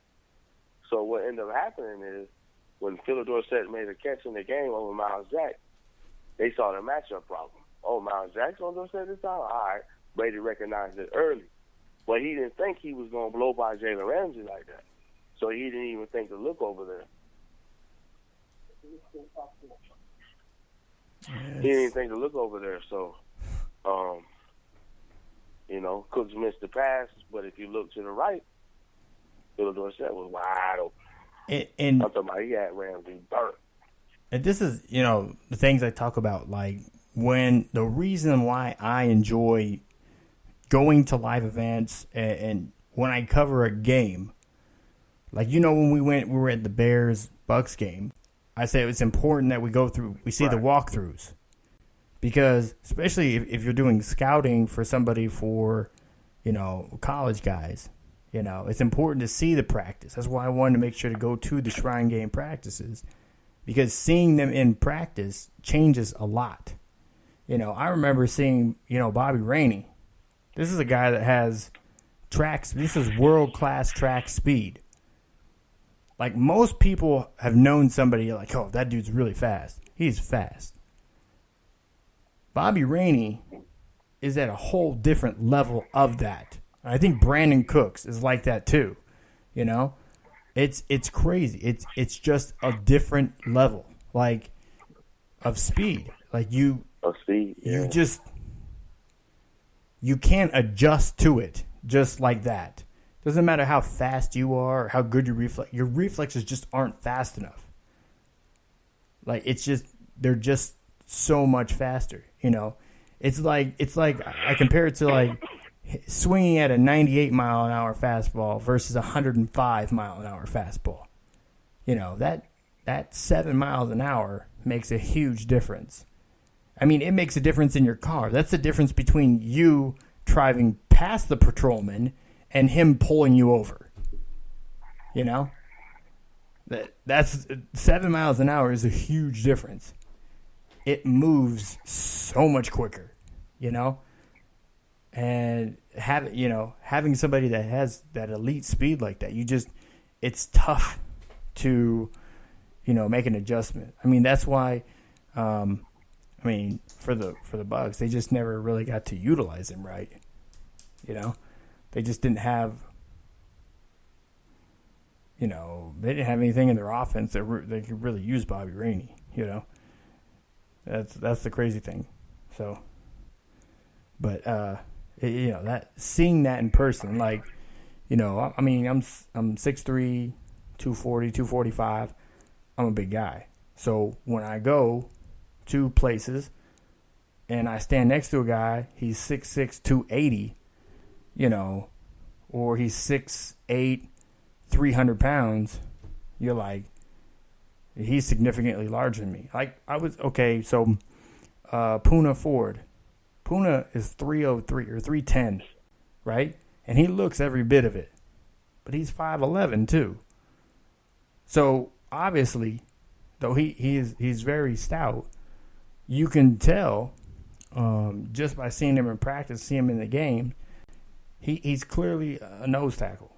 He has a skill set. He's short, natural leverage. You know what to expect out of him.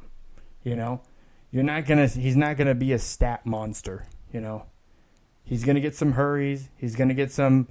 He's mainly there to stop the run and create a hole in a patch in the middle. So the quarterback isn't stepping up in the pocket. That's what he does. He's that's his main thing. So you're not looking for sacks and stuff like that from him. You're not expecting him to get upfield quick and split defender. Like, you're not looking for that. He's supposed to hold the point of attack and help to collapse the pocket, or so the pocket can't expand so the quarterback can step up and make a pass. So that's what he's there for,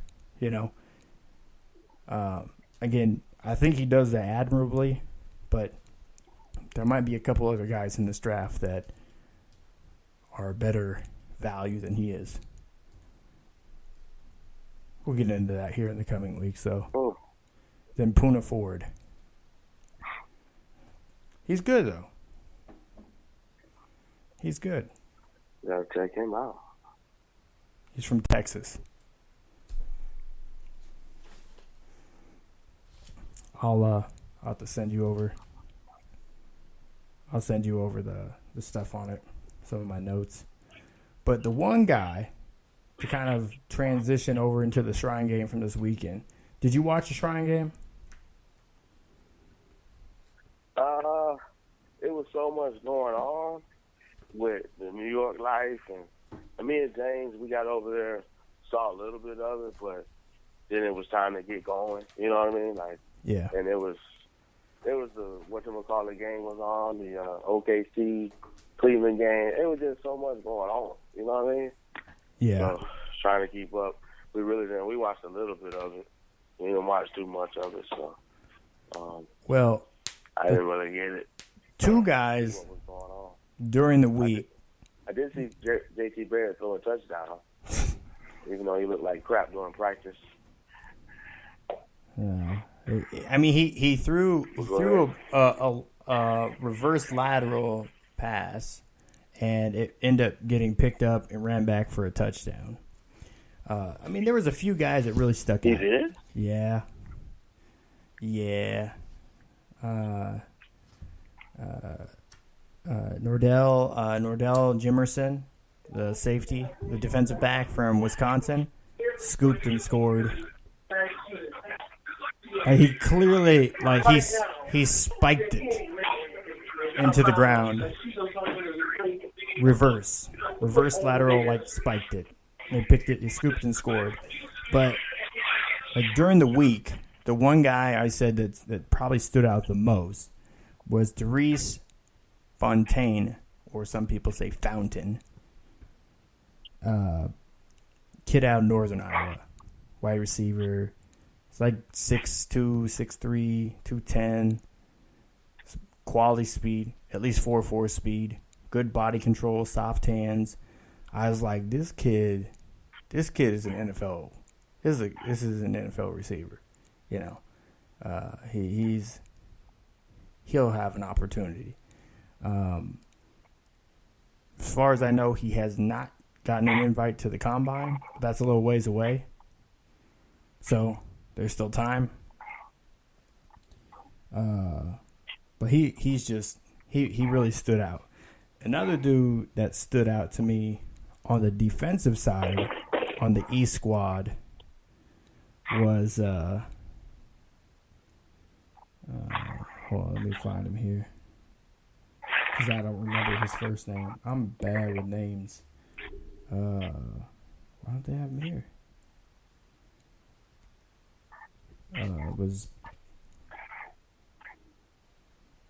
a kid from Florida State, the linebacker, Poe.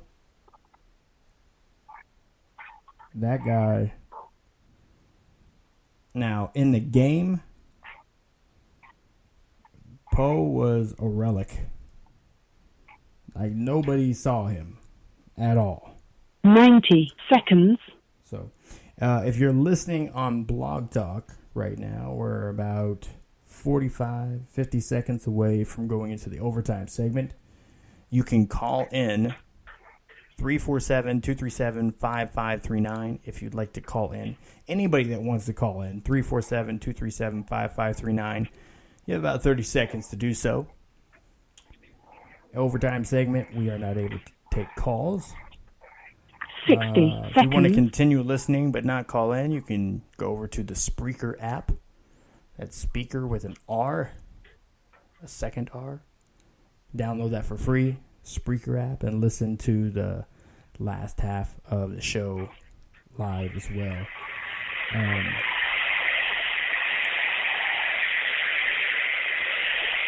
What are you doing? For me? Yeah, you going through a waterfall, or what the hell's going on? No, that's the washing machine. Are you in the washing machine? That's the wash. No, I was right by it. That's the wash. The wash. I don't know how they say it in Boston with the accent. The wash. 10 seconds. Wash. Or if the Midwest, they say warsh. Oh my God. Because there's an R, an O and an R in wash. I don't know. Like Missouri, they say warsh. I'm doing the warsh. Warsh. whatever. Pretty sure that's not a thing, but evidently they think it is.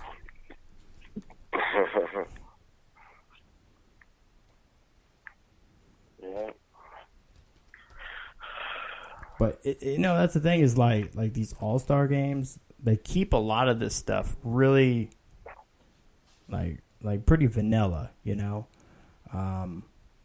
not going too deep into much because they're trying to check out skill sets. They want to see what are you basically able to do, and a lot of times people come out of it not looking so hot, and think maybe it's kind of a wasted opportunity. I don't know, when I was talking with Poe, he didn't feel like it was a wasted opportunity, but he definitely felt like obviously the style and system that they were running did affect his skill set negatively in a way. Obviously, he didn't show. I mean, the guy is a 6'4", outside linebacker. Like, the guy is clearly in the league, a 3-4 outside linebacker, standing up or in the dirt. It's not Jacob Poe. They have listed at 6'4", 204. I think he was a little more than 204. He's probably 234 or more. But, he has speed, a lot of strength, size, the ideal things, intangibles you look for in the league. But, if they're running a 4-3, you're not getting a whole lot of use out of his marquee skill sets, having a guy like that in a 4-3, because you would probably have him at like a 5 or 6 technique in that game, and they didn't utilize him that way. They had him as a stand-up linebacker. So, again, this might all be part of. They want to see what he's like in situations. Again, it's not a lot. There are people when scouts and coaches and stuff are looking at these guys in practice. It's a lot more than just what the stats say or what you feel like your performance are. You can say more sometimes with the mistakes that you make and the approach and the process you take, rather than the outcome that you got. If it was desirable or not desirable, because that's what they're doing. That's what the Patriots do really well. They understand what people's strong suits are, and they use that person in that position.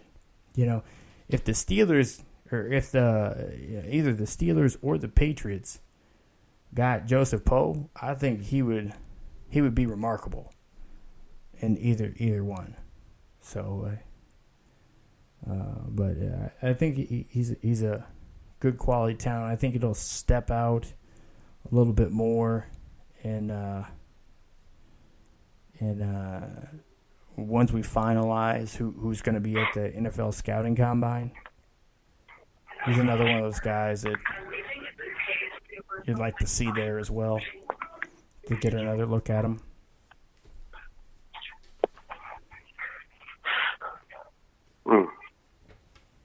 Poe, huh? Yeah. I have to look into him.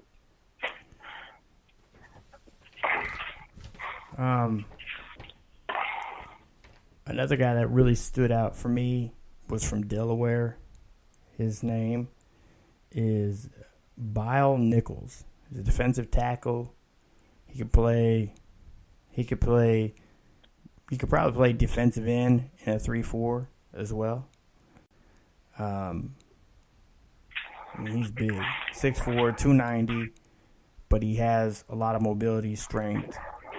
So, he could play all up and down the line. So he's one of those guys. And again, And by the way, the FCS schools really stepped up this year. I mean, PJ Hall, he's a defensive tackle from Sam Houston State. I think he played pretty admirably. I mean, he showed something to get some of the scouts' attention. So he's a guy that they're probably gonna be looking at a little bit, as well as Joel Olsman, who is a defensive end out of Central Michigan. Real high motor guy. He was very disruptive all week in practice and seemed to be right there, kind of had a nose for the ball during the game. So, he's one of those guys that'll probably be looked at. And Kentavious Street, the defensive end from North Carolina State. I know you're a little more familiar with him, aren't you? For who? Kentavious Street. Kentavious Street. The defensive end from North Carolina State. Oh yeah.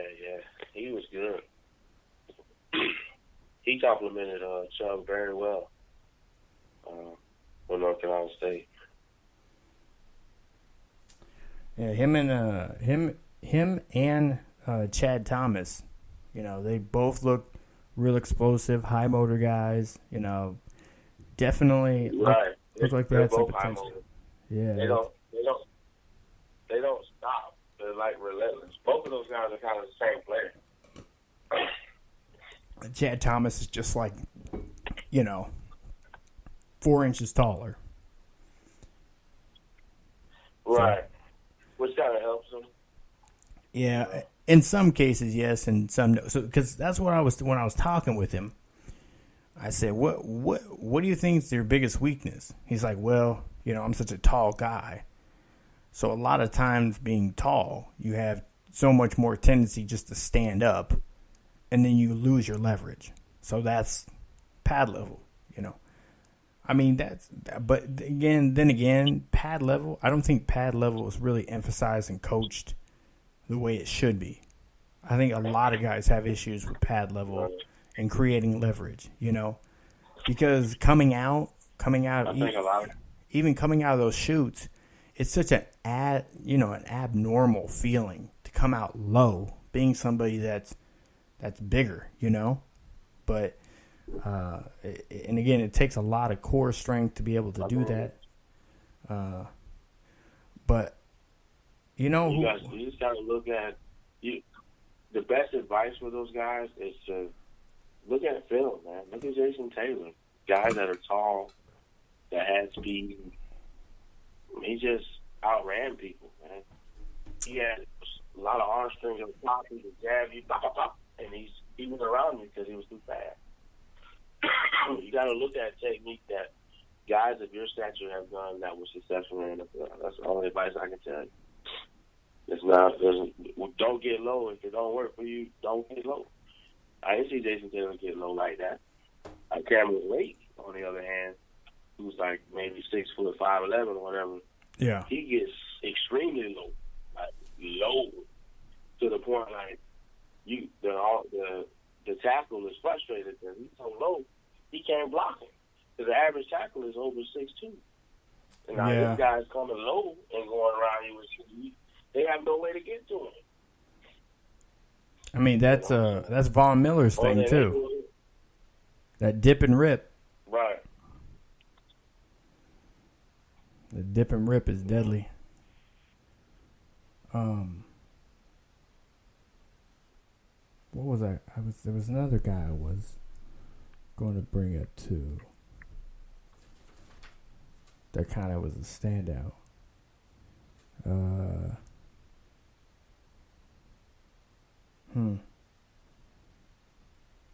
don't know. I think the cornerback play was pretty good. This weekend they had Florida State Trey Marshall. I mean, he's pretty big for a corner. They say he's 6 foot, but I think he's actually taller than 6 foot. He played pretty decent. Avant Maddox, Pittsburgh. He was a standout guy. 5'9", but I mean he plays a lot bigger than that. Devontae Delaney, your boy from Miami. That guy can play in most systems. I mean, 6'1", 195. I mean, he could play press corner. He could play nickel. You could probably move him over to safety in some situations. He looked really diverse. Delaney. Who are you talking about? Delaney. Yeah. Devonta Delaney. He never really caught on at Miami like they thought he would, but he made some plays, you know. Yeah. All the fans gave him slack. But I think some of it was coaching though. I think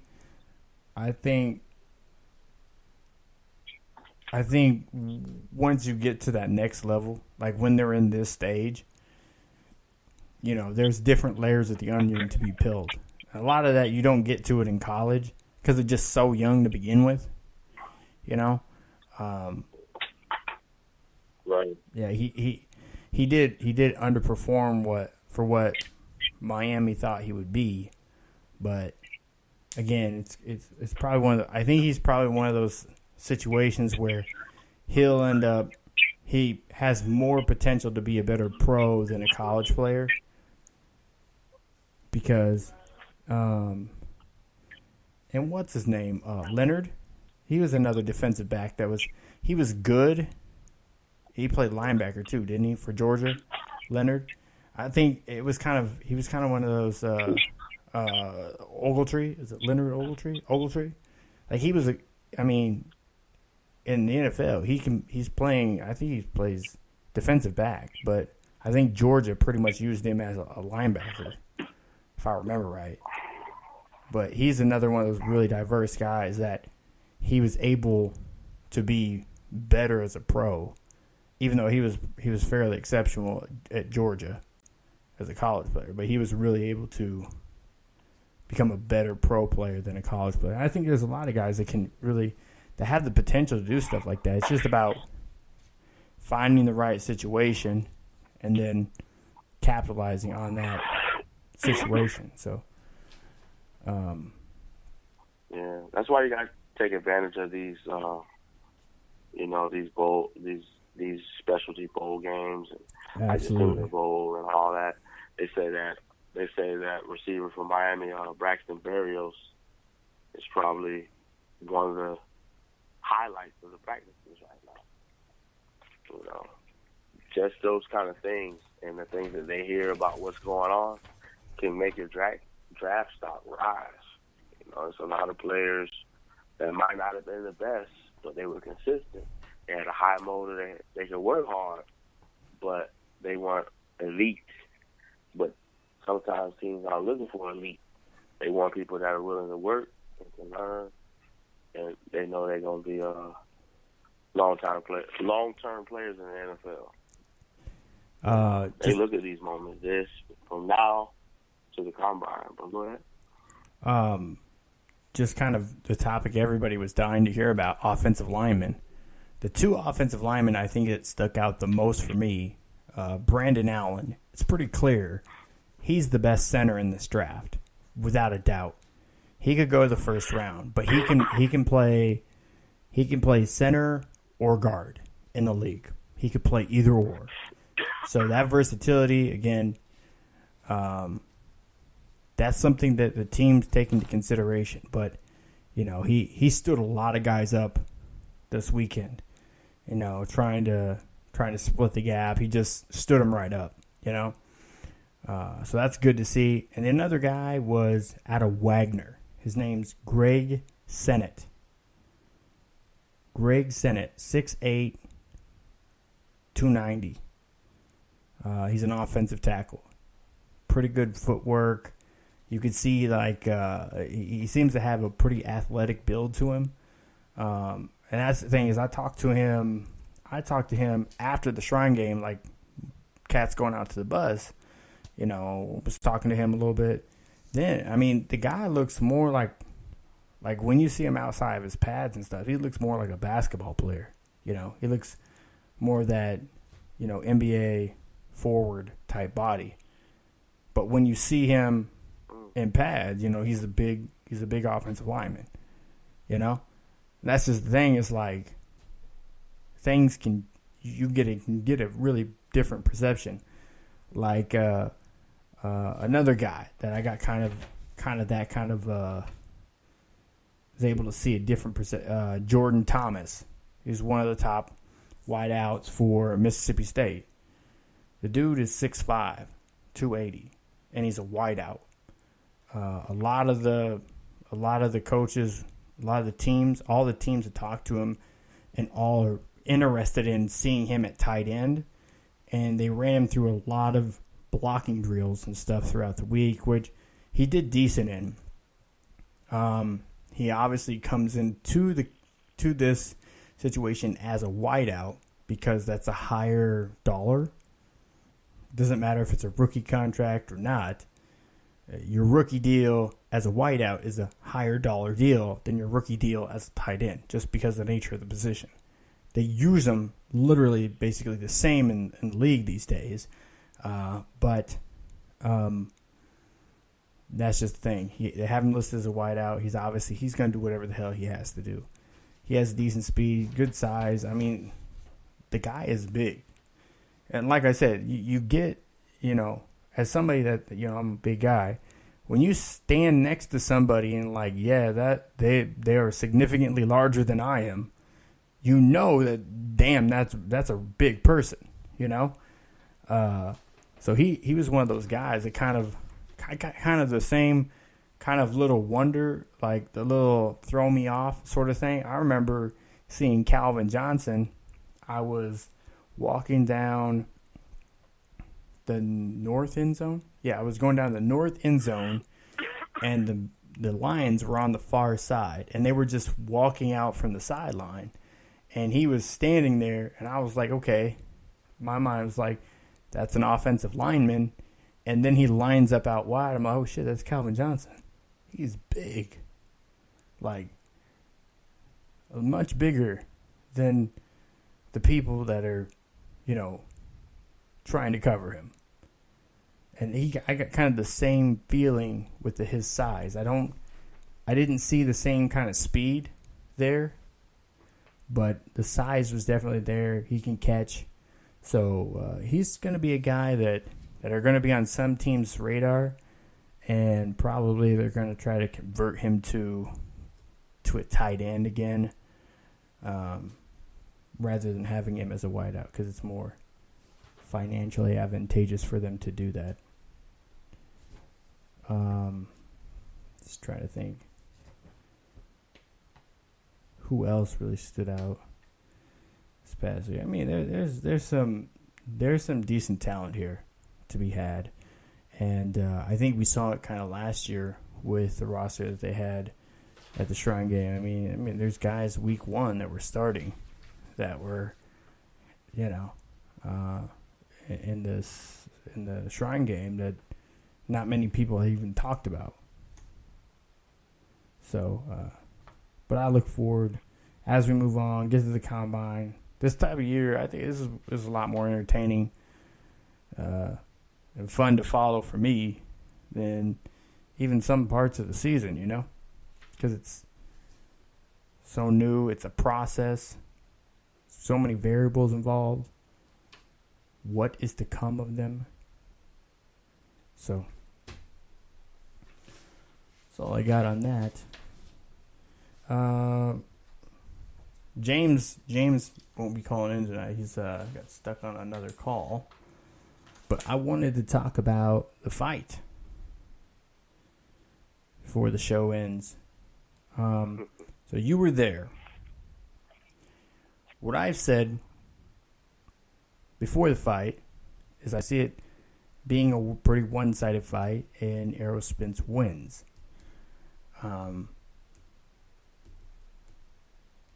again, that would depend on what Lamont Peterson showed up. And the 140-pound Lamont Peterson that looked impressive, pretty impressive at times, was not that Lamont Peterson that has showed up at 147 pounds. I don't think Lamont Peterson should fight anymore at 147 pounds. His first real fight at 147 was Danny Garcia, which was, they were both doing a step up in weight then. And he did absolutely nothing the first part of the fight and then tried to bring it on late. That's not something that you can do against Errol Spence because he has power and he will push forward. And what Lamont Peterson did is play right into his strengths. Stood in front of him pretty much the entire fight and let him punch away. What did you see from your vantage point there at the Barclays Center?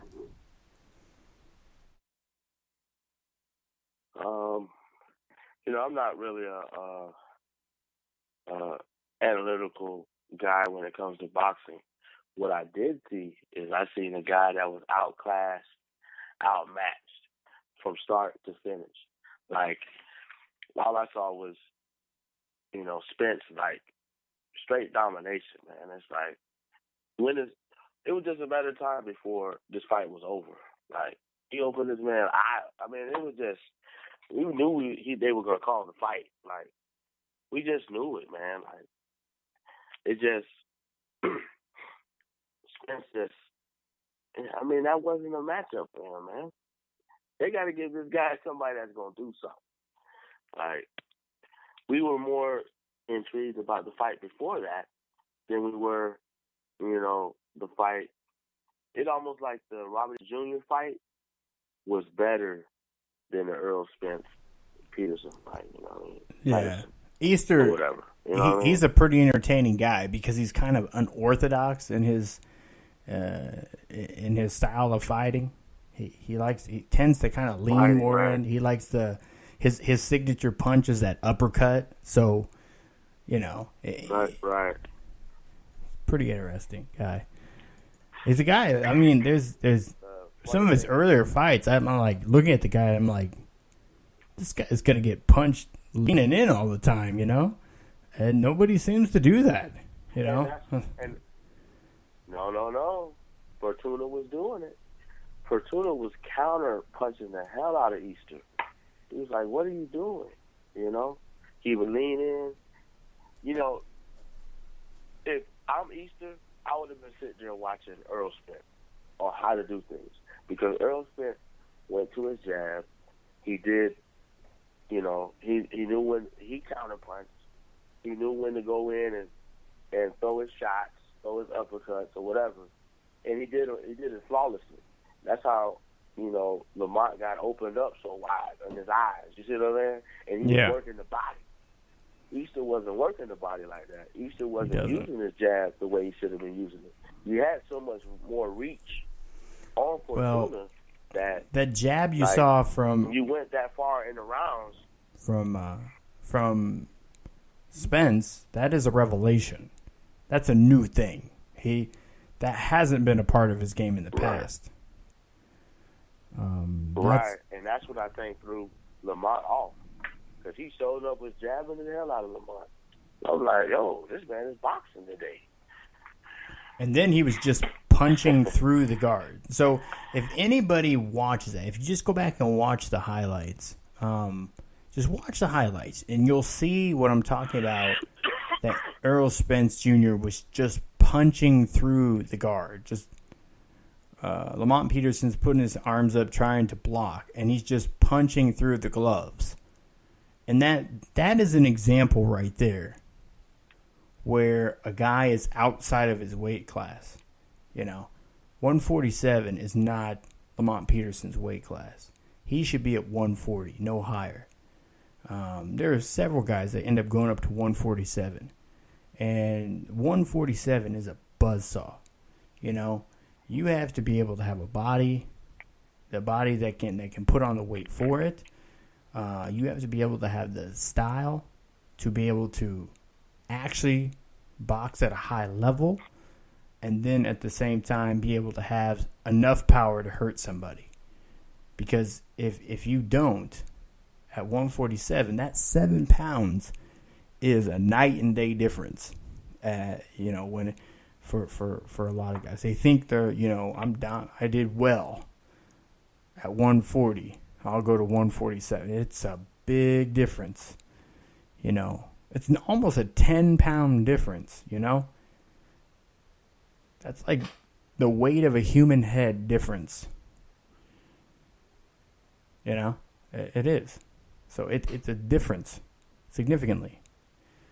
I mean, if I said I was going to hit you with a pillow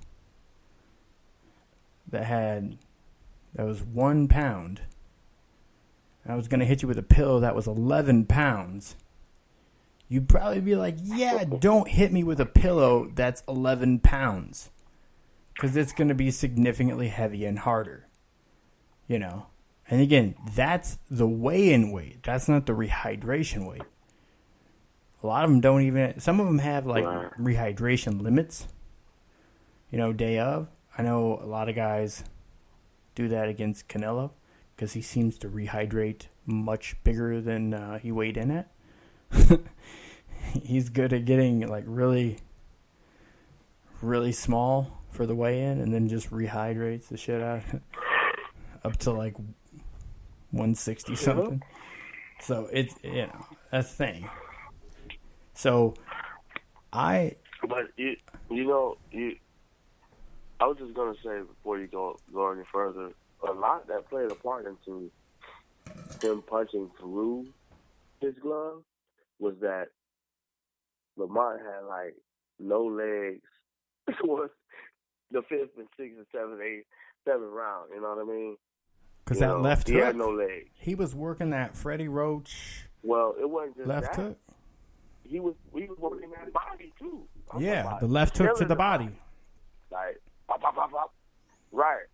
So by that time, now he's like, oh, what do I do? Do I put my hands up? Do I put them down?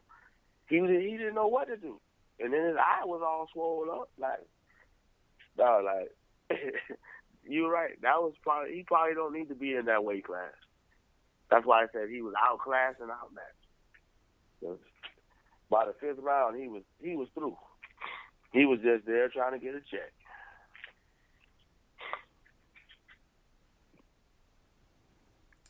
Yeah, it's one of those things like Lamont Peterson. I know it, and we played a role in that too. In this fight, kind of, I know a lot of people get upset with me when I say, I put an asterisk by Errol Spence. Again, this is probably his best performance yet, but still things stay the same. His footwork is pretty stable in front of somebody. He's kind of a statue. Not a lot of head and shoulder movement. He did work the body more, and he definitely developed a jab. Now, that being said, when you're fighting against a guy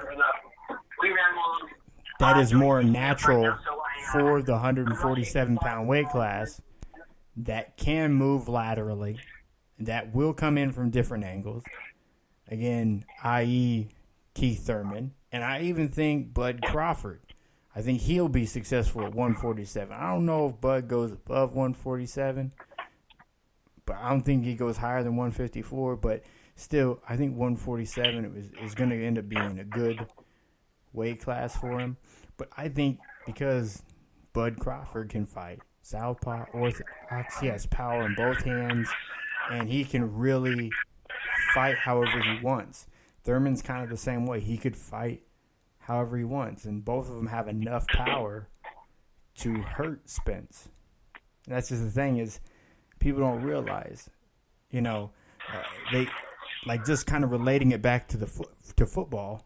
why they want bigger, stronger, faster. Well, bigger and stronger usually kind of come together. Bigger people, bigger things can absorb more punishment.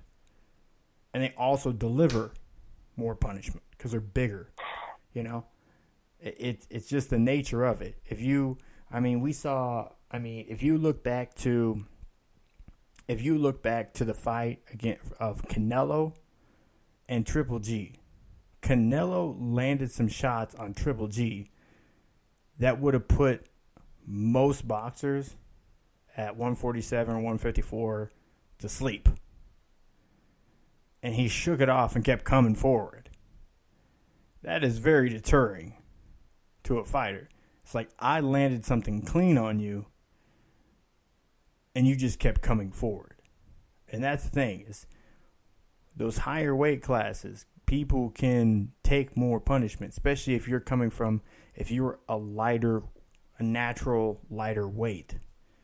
You don't have as much behind what you're throwing. So that's the thing, is I thought it was kind of a mismatch to begin with, but also I'm of the belief that Lamont Peterson should be at 140, not 147. It's a better weight class for him at 140. He could be more successful there. If his goal is to win fights, he'll be more successful there than at 147. So,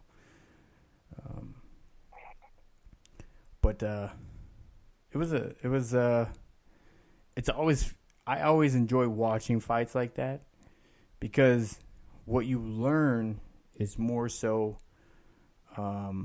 because people they just get so hype. Like, people are just so high on Errol Spence right now, because obviously it was a good performance. And just like people have been very high on Billy Joe Saunders, who will fight April 14th over in the UK. That'll be on BT Sports and Box Nation. He had a really, really one-sided victory against David Lemieux. But again, David Lemieux is another one of those fighters. Stayed right in front of him the whole time, so he could show his defense fighting off, counter punching, use his speed, come in at angles. David Lemieux couldn't really do anything. His hands were pretty much tied up the entire time, swinging in the air, made Billy Joe Saunders look pretty damn good. Now, is Saunders going to be able to do that against Canelo? Nope. I don't think he has the power to really challenge Triple G. And thing is, Daniel Jacobs, he has power, size, and reach. So a lot of the boxing and stuff that Daniel Jacobs did, again, I had Daniel Jacobs winning that fight on the card.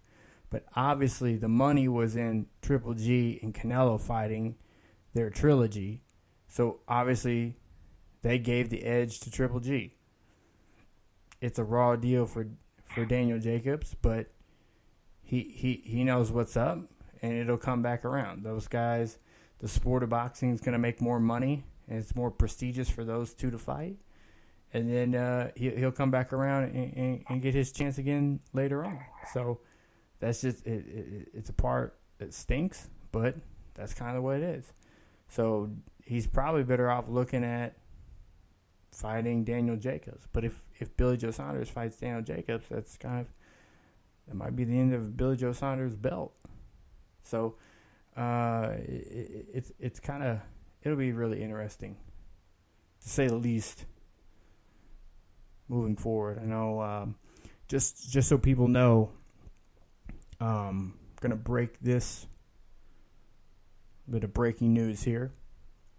So Terrence Crawford will be fighting also on April the 14th against Jeff Horn in New York. All right.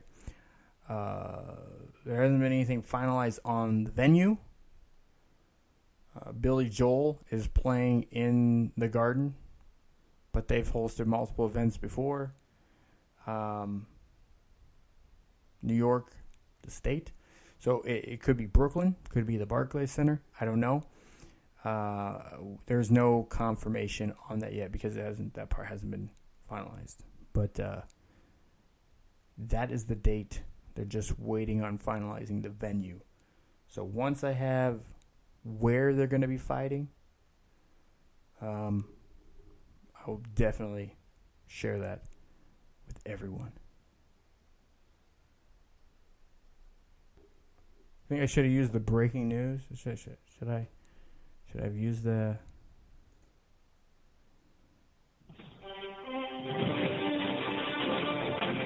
Should I... In hindsight, that might have been a little better, but that's pretty much the end of the show here for us. I mean, we'll get into the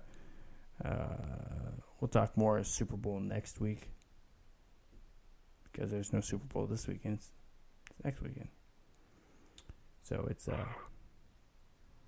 it's coming up on us quick.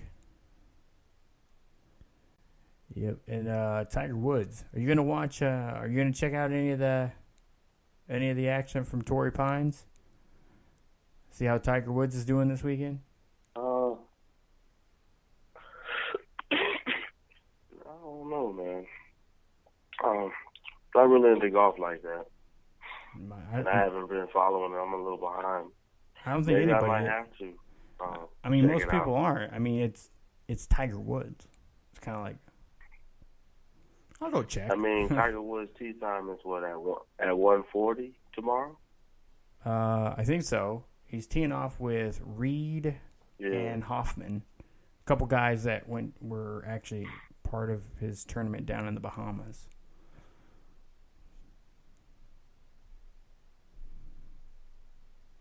Yeah. Tiger Woods. You're gonna see. The one that everybody anxious to see if his comeback is really gonna come back. You know what I mean? How many times has man tried to come back and it hasn't been successful? How many times has the U tried to come back and not been successful? I don't know. It's a very U thing of you to do. Nah, it has nothing to do with that. The U is back. Nobody's ever the U is admitted back. to. Nobody's ever admitted to the U being back except.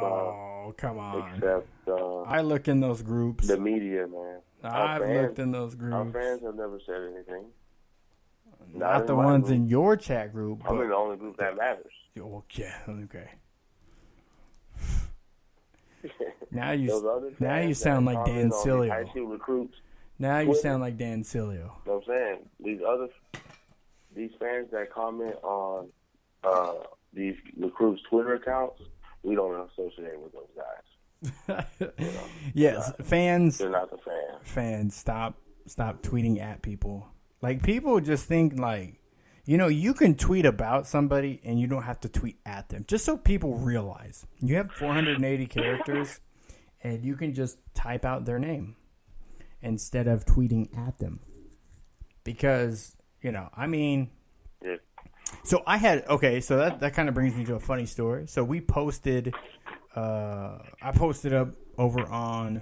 It was Instagram. Yeah, it was Instagram. I posted that deflection by Gilmore that basically sealed the win for the Patriots, right? I posted that. So a guy gets on there, and hold on, let me find this really quick. Pretty sure it was Instagram. Maybe it was Twitter. It sounds more Twitter-like. Let me pull it up real quick. But I posted the video. It's a pretty cool video. And a guy left a comment on there. And I'm just like, you kind of pause sometimes at people. And it kind of goes it got all political. It was 100% political. So dude responds, this was his response to the video. Again, The video is again. It says the defense, the defensive play from Patriots defensive back Stephen Gilmore that sealed the win for New England and allowed the offense to run out the clock. Right? We all remember the play. He said his response was hashtag Schumer shutdown, hashtag release the memo, hashtag boycott NFL.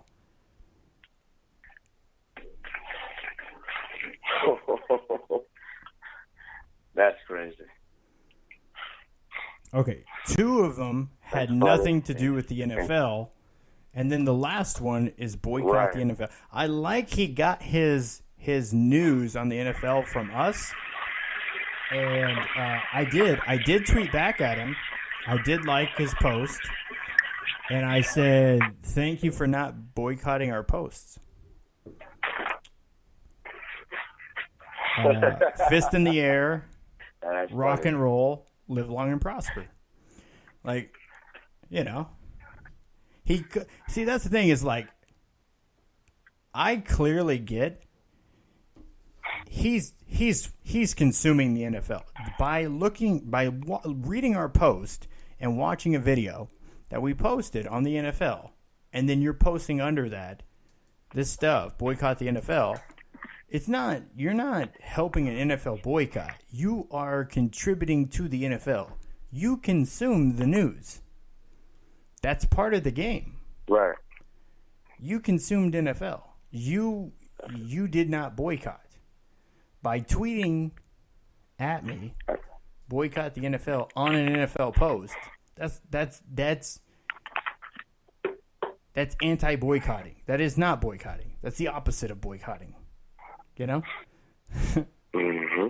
You saw it. You enjoyed it. Like, I literally look at the statistics, and I can see he looked at it. Like, I can see he clicked on it and looked at it. And then he said his post. He replied. I get it. And that's the thing. It's like, but people get gung-ho. Just like those people that say, I'm boycotting the NFL. When's that fantasy draft again?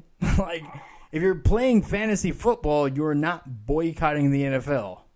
You're playing into one of its largest moneymakers, is fantasy football. You know? I'm not going to watch the games, but I like fantasy. Well, if you're going to boycott, then you can't. It's like saying, you know, I'm going to strike, but just first and second shift. I'll work the night shift when nobody else is around. You're not striking. You're working still. A strike means you don't work. A boycott is not consuming at all. So, anyways.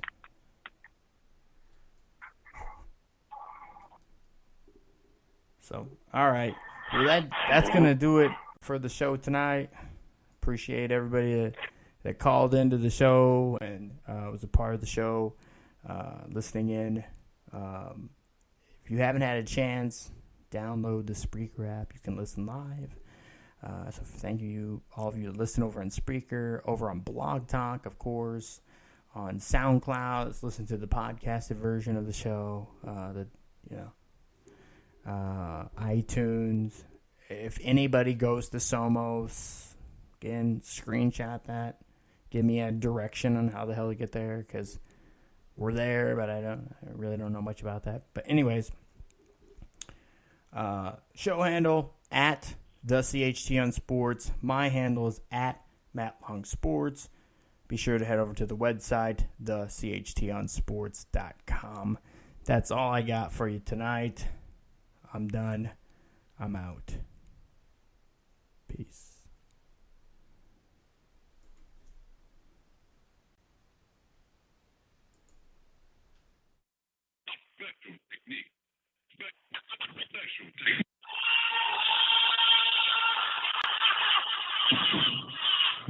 Welcome. Thank you for using Blog Talk Radio. Goodbye.